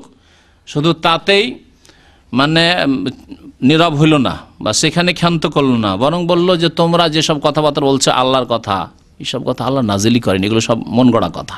মা নাজ্জালাল্লাহু মিন শাই, তাতেও ক্ষান্ত হইল না, বলছে তোমরা ভুল পথে আছো। ইন আনতুম ইল্লা ফি দালালিন, শুধু ভুল পথে না, বড়ই ভুল পথে আছো, গুমরাহিতে আছো। যেমন এক শ্রেণীর লোকেরা দিনদার লোকদেরকে, ধার্মিক লোকদেরকে বিভিন্ন রকমের খারাপ নামে আখ্যায়িত করে। এরাই জাতিকে ভিজিয়ে দিচ্ছে, এদের জন্য উন্নতি হয় না, হ্যাঁ পর্দার জন্য উন্নতি হয় না, এই যে নামাজ ধর্ম করার জন্য উন্নত হয় না, এরা হলো এই শ্রেণীর লোক যারা জাহান্নামে নিক্ষিপ্ত হবে। এবং তাদেরকে যখন জাহান্নামের রক্ষী জিজ্ঞাসা করবে, ফেরেশতাগণ জিজ্ঞেস করবেন, তখন তারা স্বীকার করবে যে আমরা এইসব কথা বলেছি দুনিয়াতে। সন্ত্রাসী বলবে, অভদ্র বলবে, টাকনার উপরে কাপড় পরলে, ইত্যাদি ইত্যাদি, দাড়ি রাখলে সন্ত্রাসী, আরও কি নাম, যেসব নাম মানে যুগে যুগে বলছে সেসব বলবে। এসব হচ্ছে মুনাফিকদের চরিত্র অথবা ইসলামের শত্রুদের চরিত্র। এই চরিত্র কোনো মুসলিমের হতে পারে না। ওয়াকালু, এবং তার সাথে সাথে তারা আক্ষেপ করে বলবে, লাউ কুন্না নাসমাউ আও নাকিলু। কারা বলবে? ওই জাহান্নামীরা, কাফের, বেদিন, ইসলামের শত্রু যারা। লাউ কুন্না নাসমাউ, আমরা যদি শুনতাম, আও নাকিলু, অথবা বুঝতাম, জ্ঞানকে বুদ্ধিকে কাজে লাগাতাম। নাকিলু মানে বিবেক বুদ্ধিকে কাজে লাগাতাম। এখানে দুটি কথা উল্লেখ করা হয়েছে, শোনার কথা আর বিবেককে কাজে লাগাবার কথা, বুঝার কথা। শোনার কথা কি শুনতাম? তার কি শুনতো না? কানে কি ঠসা ছিল বা তুলো ভরে রেখেছিল? ভালো কথা শুনতো না। ভালো কথা শোনে যে শোনার পরে আমল করতে হবে তা করতো না, যেটাকে অনেক তাফসীরকার বলেছেন সেমা কাবুলিন, মানে গ্রহণ করার মতো শোনা, শুনে গ্রহণ করা, সামিনা ওয়া আতানা বলা। আচ্ছা, তারপরে শুনবে কি? আল্লাহ এবং তার রাসূলের কথা। লাউ কুন্না নাসমা, আমরা যদি শুনতাম মানে আল্লাহর কথা শুনতাম, রাসূলের কথা শুনতাম। মানুষের কথা তো শুনেছে, তার নেতার কথা শুনেছে, খুব মেহনত করেছে নেতার কথা শুনে। নেতা বলেছে মিছিল করো, বেরিয়ে পড়েছে, মারপিট করো, মারপিট করেছে, খুন করো, খুন করেছে, জুলম করো, জুলম করেছে। এই শোনার নাই। লাউ কুন্না নাসমাও মানে নাসমা কালাম আল্লাহ ওয়া কালাম রাসূলি, আল্লাহর কথা যদি শুনতাম আর তার রাসূল সাল্লাল্লাহু আলাইহি ওয়াসাল্লামের কথা যদি শুনতাম। এই জন্য কোরআন এবং হাদিসকে সামঈয়াত বলা হয়। কোরআন এবং হাদিসে যা আছে সবগুলি বিবেক দিয়ে ধরা যায় না। বিবেক দিয়ে আপনি সিদ্ধান্ত নিতে পারবেন না যে 5 ওয়াক্ত নামাজ হইতে হবে, পারবেন কি? বিবেক কি বলতে পারবে যে 6 হলে খারাপ হয়ে যাবে আর 5 হলে ঠিক হবে? না, একেবারে শোনার উপর নির্ভর করছে 5 ওয়াক্ত নামাজ। রমজান মাসের রোজা বিবেক দিয়ে ধরতে পারে, শুধু রমজান মাসের রোজা, আরো 1 মাস বাড়িয়ে দিলাম, বিবেক তো বলছে যত বেশি রাখো তত ভালো। যাকাত শতকরা 2.5% দিতে হবে, এগুলো বিবেক দিয়ে ধরার বিষয়। এই জন্য কোরআন এবং হাদিস আল্লাহ পাক যা নাজিল করেছেন ওয়াহির বিধানে, সেগুলি হচ্ছে সামঈয়াত, মানে শোনার ওপর নির্ভরশীল। আপনাকে কোরআন এবং হাদিস শুনে যদি পড়ার যোগ্যতা না থাকে, তাহলে ভালো আলেমের কাছে, যিনি ভালো ব্যাখ্যা করে কোরআন হাদিস বলতে পারবেন, তার কাছ থেকে শুনে আমল করা। সরাসরি শোনেন, মাধ্যম দিয়ে, আজকাল প্রচার মাধ্যম আছে, প্রচার মাধ্যম দিয়ে আপনি সেটি ক্যাসেট বক্তব্য দিয়ে শোনেন, লিখেছেন, সেই লেখাগুলি আপনি পড়ে শিখেন, অথবা লেখা কেউ পড়ে শোনাচ্ছে, আপনি শোনেন। লাউ কুন্না নাসমা, তাহলে কোরআন এবং হাদিস শোনার কথা বলা হয়েছে। প্রথম হেদায়েতের জন্য শুনতে হবে, আল্লাহর কথা এবং তার রাসূলের কথা শুনতে হবে। ওই ব্যক্তি হেদায়েত পাবে না, বা ওই জাতি, ওই শ্রেণীর লোক কোনোদিনই সঠিক রাস্তা পাবে না যারা আল্লাহর কথাও শুনতে চায় না এবং তার রাসূল সাল্লাল্লাহু আলাইহি ওয়াসাল্লামের কথাও শুনতে চায় না। এই জন্য লাউ কুন্না নাস, কাফের আক্ষেপ করে বলে, যদি আমরা শুনতাম, এই কথাগুলি শুনতাম, কোরআন সুন্নাহ শুনতাম, আল্লাহ প্রদত্ত বিধান ওয়াহির কথা শুনতাম, আও নাকের, শোনার পরে বিবেকেরও কাজ রয়েছে, ডিউটি আছে। বিবেক বিবেচনা যদি করতাম, অনেক ইসলামের বিধি বিধান রয়েছে যেগুলি সুস্থ বিবেক দিয়ে ফয়সালা করা যায় যে ভালো কাজ, এগুলি ইতিবাচক এবং নেতিবাচক রয়েছে। সত্য কথা বলা, এটা বিবেক দিয়ে সিদ্ধান্ত নেওয়া যায় না। সত্য কথা বলা ভালো, মিথ্যা বলা খারাপ। আমানতের রক্ষা করা, মানুষের সাথে ওয়াদা খেলাফি না করা, যখন বলেছি যে ভাই দিয়ে দেবো তোমাকে টাকা, দিয়ে দেওয়া, এগুলো বিবেক দিয়ে ধরা যায় না? ধরা যায়। এগুলো কোরআন সুন্নাহ ওয়াহিতেও আছে এবং বিবেক দিয়ে ধরা যায়। মাতা পিতার সেবা করা, মাতা পিতাকে সন্তুষ্ট রাখা, খুশি রাখা, ছেলেদের ক্ষেত্রে মেয়েদের ক্ষেত্রে যে দায়িত্ব রয়েছে সেগুলি যথাযথ পালন করা, এগুলি বিবেক দিয়ে ধরা যায় না? বিবেক দিয়ে তাহলে সিদ্ধান্ত নেওয়া যেতে পারে ভালো মন্দের অনেক ক্ষেত্রে। কিন্তু অনেক ক্ষেত্র রয়েছে, বিশেষ করে ইবাদত বন্দেগীর ক্ষেত্রে যেটা রয়েছে নিছক, সেই ক্ষেত্রে বিবেক অতদূর পৌঁছিতে পারবে না যে আল্লাহ পাক কেমন ইবাদত চান। নামাজ কেমন করে, কত রাকাত চান, এবং নামাজের রাকাত, এক রাকাত পুরো হবে, কোথা থেকে শুরু হবে, কোনখানে শেষ হবে, জোহরে কত রাকাত, আসরে কত রাকাত, ফরজ কত রাকাত, সুন্নত কত রাকাত, বেতর কত রাকাত, কেমন করে পড়তে হবে, জাকাত কিসে জাকাত দিতে হবে, কতটা দিতে হবে ইত্যাদি, এগুলি শোনা ছাড়া কোনো উপায় নেই। তাহলে যারা আল্লাহর বিধানের জন্য দিক নির্দেশনা পাবে, হেদায়েত পাবে, সঠিক পথ পাবে এবং জান্নাতে যারা পৌঁছিতে পারবে, জাহান্নাম থেকে বাঁচতে পারবে, তাদেরকে আল্লাহ এবং রাসূলের কথা শুনতেও হবে এবং নিজের সুস্থ বিবেককে কাজেও লাগাইতে হবে। আর যদি না লাগাই সেই দিন আক্ষেপ করতে হবে আর বলবে ওয়াকালু, বলবে লাউ কুন্না নাসমা, আমরা যদি আল্লাহ এবং রাসূলের কথা শুনতাম আর না কেলেও যদি বিবেক বুদ্ধিকে কাজে লাগাইতাম, মা কুন্না ফি আসহাবিস সাইর, তাহলে আমরা জাহান্নামীদের দলে শামিল হইতাম না। আসহাবুস সাইর, সাইর মানে জ্বলন্ত আগুন, জাহান্নামের যারা অধিবাসী, আসহাব মানে অধিবাসী, তাদের অন্তর্ভুক্ত হইতাম না, তাহলে জাহান্নামে আসতে হইতো না। সুতরাং প্রত্যেক মুসলিমকে বলছি বিশেষ করে, আর তারপরে প্রত্যেক মানুষকে বলছি যে সঠিক রাস্তা যদি পেতে হয়, যেই রাস্তা আল্লাহ পাক পর্যন্ত পৌঁছাবে এবং যেই রাস্তা জান্নাত পর্যন্ত পৌঁছাবে, যেই রাস্তা জাহান্নাম থেকে রক্ষা করবে, সেই রাস্তা পেতে হলে আল্লাহ প্রদত্ত বিধান শুনতে হবে। তা হচ্ছে কোরআন এবং হাদিস। বাকি কিতাব বিকৃত হয়ে গেছে, তাওরাত ইনজিল বিকৃত হয়ে গেছে, আসল অবস্থায় নেই। সুতরাং কোরআন এবং হাদিস, আল্লাহ এবং তার রাসূল মুহাম্মদ সাল্লাল্লাহু আলাইহি ওয়াসাল্লামের কথা শুনতে হবে। বিদাতীদেরকে বলছি আরও বিশেষ করে যে শুনতে হবে আল্লাহর কথা, রসুলের কথা, বড়োর কথা, বুজুর্গের কথা। শুনে থেকে গেলেন সেখানে সীমিত করে দিলেন যে এত বড় বুজুর্গ লিখেছেন, তিনি কি আর ভুল করতে পারেন? সেখানেই কিন্তু আক্ষেপ করতে হবে কাল কিয়ামতে যে লাউ কুন্না নাসমা ও নাকিলু মা কুন্না ফি আসহাবিস সাইর। বিবেক বুদ্ধি দিয়ে কাজ নিলেন না যে আমরা কলিমা পড়েছি মুহাম্মদুর রাসূলুল্লাহ, সুতরাং রাসূলুল্লাহ সাল্লাল্লাহু আলাইহি ওয়াসাল্লামের আনুগত্য করতে হবে, রাসূলুল্লাহ সাল্লাল্লাহু আলাইহি ওয়াসাল্লামের কাছে ফয়সালা নিতে হবে, তার মোহর আছে কিনা এই আমলের উপর সেই আমল করতে হবে। খেয়াল খুশি আমল করলেন, এত বড় বড়রা করেছেন, আমাদের পূর্বপুরুষ করে এসেছেন, এটা চলবে না,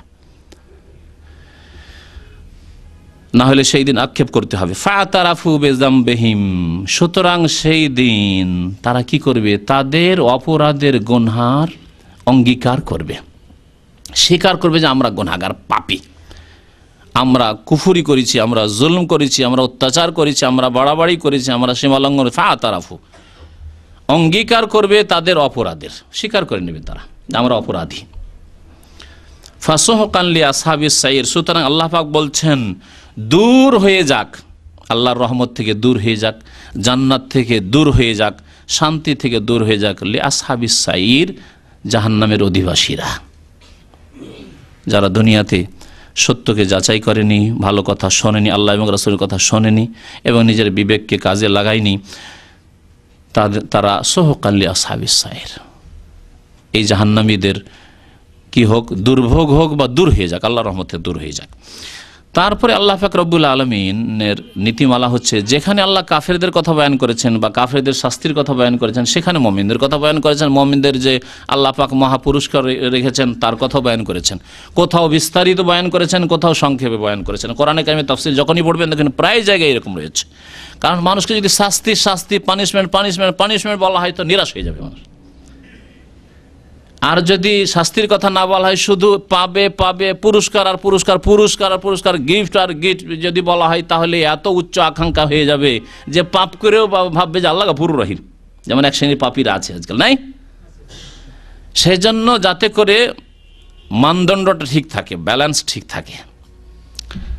আল্লাহ পাক যেখানে শাস্তির কথা বলেছেন, শাস্তি আছে কাফের, ফাসেক, জালেমদের জন্য, পাপীদের জন্য, বেনামাজির জন্য, কিন্তু তুমি নামাজি হয়ে যাও, তুমি মুমিন হয়ে যাও, তুমি শোনো আর মানো, তাহলে তোমার জন্য পুরস্কারও আছে, নিরাশ হয়ে না। দুটো দিক আল্লাহ পাক বয়ান করেছেন। আল্লাহ পাক ইরশাদ করেছেন ইন্নাল্লাযীনা ইয়াখশাউনা রাব্বাহুম বিল গায়ব, নিশ্চয় যারা তাদের রবকে ভয় করে বিল গায়ব, না দেখে। বিল গায়বের তাফসীর একটি বললাম কি, না দেখে, তাহলে কাকে দেখে না? আল্লাহকে দেখে না। তাহলে বিল গায়েব এটি হচ্ছে আল্লাহ পাকের গুণ যে আল্লাহকে দেখা যায় না। আল্লাহকে দেখবেন জান্নাতে মুমিনরা শুধু, যেমন নবী করিম সাল্লাল্লাহু আলাইহি ওয়াসাল্লামের হাদিস দ্বারা প্রমাণিত, এবং এই মর্মে 3টি আয়াতও আছে। আমার বিভিন্ন আলোচনায় ওগুলি এর আগে আলোচনা করা হয়েছে, আকীদার যখন কিতাবুত তাওহীদের ব্যাখ্যা করা হয়েছে তখন। তো আল্লাহকে না দেখে বিশ্বাস করেছে, না দেখে বিশ্বাস করা এটি হচ্ছে দ্বীনের মূলনীতি। যেই ব্যক্তি এখানে আসবে না, এই পয়েন্টে আসবে না, সে কোনোদিন মুমিন হতে পারবে না, সে কোনোদিন মুসলিম হতে পারবে না, সেই ব্যক্তি কোনোদিন জান্নাতের রাস্তায় আসতে পারবে না। সেই ব্যক্তিকে কোরআনুল কারীম তার বাড়িতে যে ভর্তি করে রাখেন কোরআনের তাফসীর, তবুও হেদায়েত করতে পারবে না কোরআনে কারীম। এই জন্য আল্লাহ পাক কোরআনে কারীমের শুরুতে কি বলেছেন?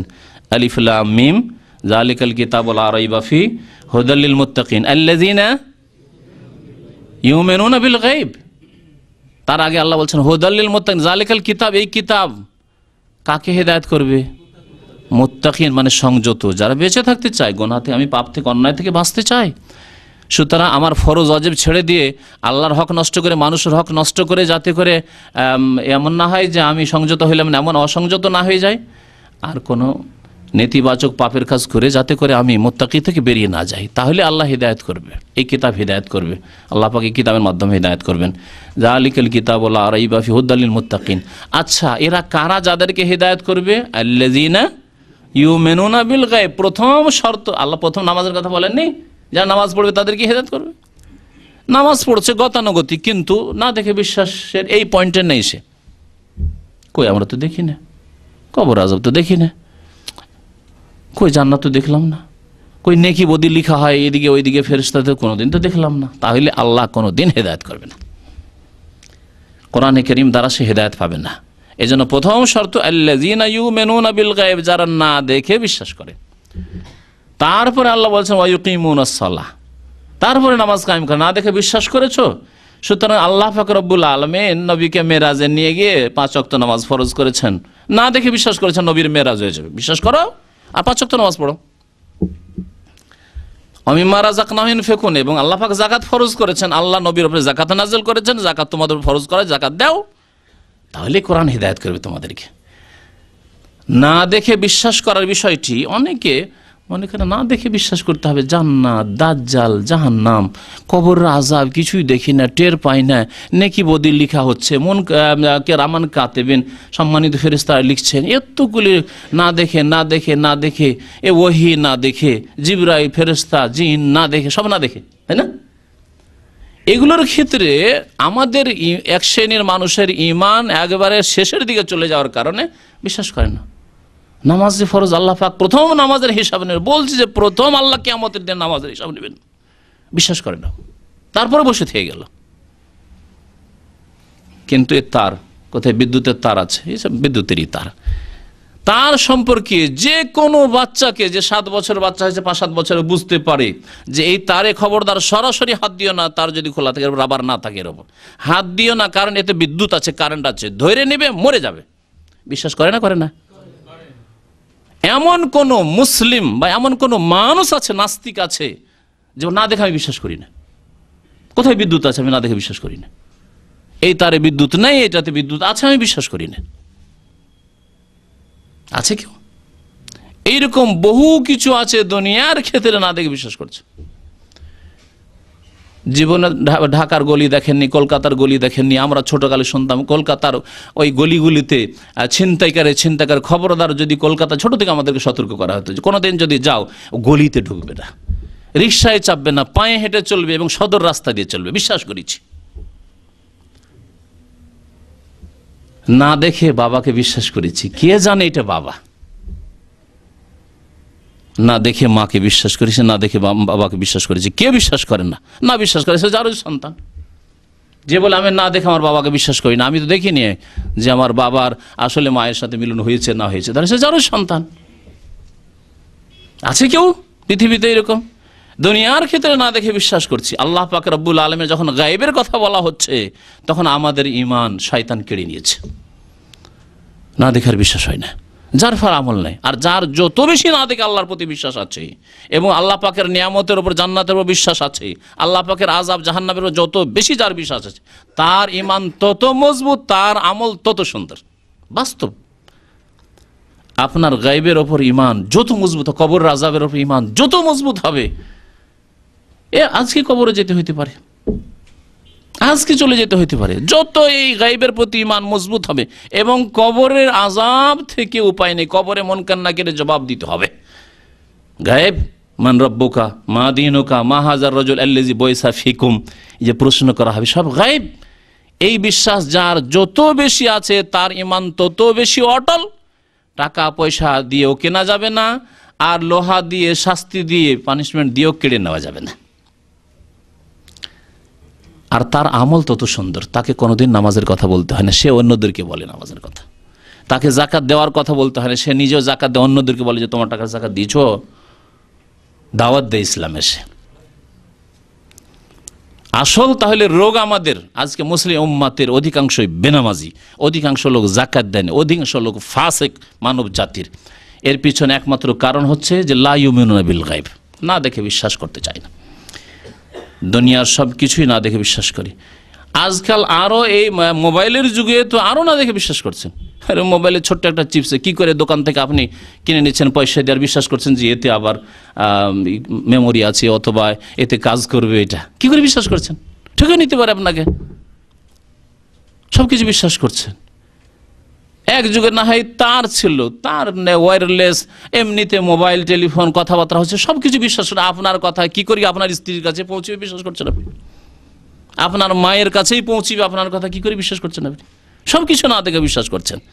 কিন্তু জান্নাতের কথা বললে, জাহান্নামের কথা বললে, কবর আযাবের কথা বললে, আল্লাহর আযাবের কথা, আল্লাহর নিয়ামতের কথা, আল্লাহ পাক 5 ওয়াক্ত নামাজ ফরজ করেছেন বললে, হারাম থেকে বেঁচে থেকে আল্লাহ এগুলি হারাম করেছেন বললে, কোনো পরোয়া নেই। এ হচ্ছে যদি মুসলিম জাতির অধিকাংশের অবস্থা হয়, তাহলে কাফের, বেদিন, নাস্তিকদেরকে আর কি বলা যাবে?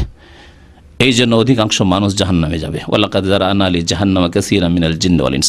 আল্লাহ পাক যেন আমাদেরকে বুঝার তৌফিক দান করেন এবং শোনার এবং আমল করার তৌফিক দান করেন। আল্লাহ পাক বলছেন ইন্নাল্লাযিনা ইয়াখশাউনা রাব্বাহুম বিল গায়ব, যারা তাদের রবকে ভয় করে না দেখে, মানে আল্লাহকে দেখেনি। এটি একটি তাফসীর, এই আয়াতের দুটি তাফসীর করব। এই একটি তাফসীর এখন করলাম, আরেকটি তাফসীর শুনেন। বিল গায়বে এটি আল্লাহ পাকের গুণ না, ওই মানুষের গুণ, যারা আল্লাহকে ভয় করে। কেমন অর্থ হবে তাহলে? ইন্নাল্লাযিনা ইয়াখশাউনা রাব্বাহুম বিল গায়ব, যারা তাদের রবকে ভয় করে যখন তারা নির্জনে থাকে।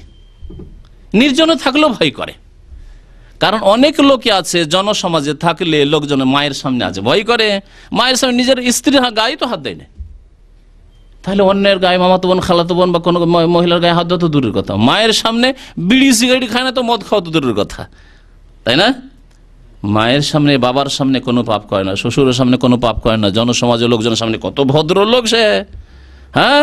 আর নির্জনে গেলে যদি সুযোগ পায় সব রকমের পাপ করবে। নিজের বাড়ির কাছে সিনেমা হলে ঢুকে না, ঢাকায় গিয়ে সিনেমা দেখে, মাদ্রাসা ছাত্র, কেউ চিনতে পারবে না এখানে। তাহলে এরা যখন নির্জনতা অবলম্বন করে তখন পাপ করে, আল্লাহ পাক এদেরকে মাফ করবে না, কারণ অন্তরে আল্লাহকে ভয় নেই, মানুষকে ভয় করে। এই জন্য মানুষের সামনে পাপ করে না, মায়ের সামনে, বাবার সামনে পাপ করে না, মুরব্বীদের সামনে পাপ করে না। একজন আলেম দেখলে আমাদের দেশের বিড়ি খাওয়া লোকেরা, সিগারেট খাওয়া লোকেরা ফট করে পিছন দিকে সিগারেটটা নিয়ে নেয়, না হয় ফেলে দেয়, এরকম করে না? মানুষকে ভয় করছো, আলেমকে ভয় করছো, শ্রদ্ধা করছো, আর আল্লাহকে লজ্জা লাগে না? আল্লাহ দেখছেন এই হারাম কাজ করতে। ইন্নাল্লাযীনা ইয়াখশাউনা রাব্বাহুম বিল গায়ব, যারা নির্জনতায় যখন গায়বে থাকে, একাই নির্জনে রয়েছে, সেখানে থাকলেও তাদের রবকে ভয় করে। লাহুম মাগফিরা, তাদের জন্য মার্জনা রয়েছে, আল্লাহ পাকের অশেষ মার্জনা রয়েছে। যেমন নাকের অনির্দিষ্ট, আল্লাহ বলেছেন নির্দিষ্ট এক মার্জনা নয়, আল্লাহ পাক রব্বুল আলামিনের বহু ক্ষেত্রে মার্জনা রয়েছে, বহু পাপ আল্লাহ পাক মাফ করবেন। আর আগের অর্থ তো স্পষ্টই, যে আল্লাহকে দেখেনি, আল্লাহর আযাব দেখেনি, তারপর ইন্নাল্লাযীনা ইয়াখশাউনা রাব্বাহুম বিল গায়ব লাহুম মাগফিরাতুন ওয়া আজরুন কাবীর, আল্লাহ মাফও করবেন এবং মহাপুরস্কার দেবেন। মহাপুরস্কার কি? নবী করিম সাল্লাল্লাহু আলাইহি সাল্লামের একটি হাদিস আছে, জান্নাতীরা যখন জান্নাতে প্রবেশ করে যাবে, তারপর আল্লাহ পাক ডাক দেবেন জান্নাতীদেরকে, যে আহলাল জান্নাত, হে জান্নাতীরা, তোমাদেরকে আর কিছু দেব কি? তখন তারা কি বলবে? আল্লাহ আর কি দিবে? জান্নাত পেয়ে গেছি, আর কি চাই? জান্নাত পেয়ে গেছি, গন্তব্যস্থানে পৌঁছে গেছি। তখন আল্লাহ পাক কি বলবেন? ওহিল্লু আলাইকুম রিজওয়ানি ফালা আসখাতু আলাইকুম আবাদা, আমি তোমাদের জন্য আমার সন্তুষ্টি, রেজামন্দিকে অবধারিত করে দিলাম, ফরজ করে দিলাম, আমি আর তোমাদের উপর কোনোদিন নারাজ, অসন্তুষ্ট হব না। সুবহানাল্লাহ, আর কোনোদিন অসন্তুষ্ট হব না। কারণ অসন্তুষ্ট হলেই কি করতে পারে? বের করে দিতে পারে। এরে ভাই কফিল রাজি আছে আছে আছে আছে, মালিক রাজি, মোদির রাজি আছে আছে, চাকরি চলছে 20 বছর 30 বছর, আর হঠাৎ করে একদিন যদি অসন্তুষ্ট হয়ে যায়, তারপরে দিন এক্সিট লেগে পাসপোর্ট হাজির, এয়ারপোর্টে চলো আমার সাথে চলো, কোথায় যাচ্ছেন খবর রাখেন না, হতে পারে না? আল্লাহ পাক এই ঘোষণা করে দিবেন যে আর ভাবিও না যে জান্নাতে দিয়েছে আবার কখনো বিপদ আপদ আসে নাকি, না, ওহিল্লু আলাইকুম রিজওয়ানি ফালা আসখাতু আলাইকুম আবাদা, তোমাদের কোনোদিন অসন্তুষ্ট হব না।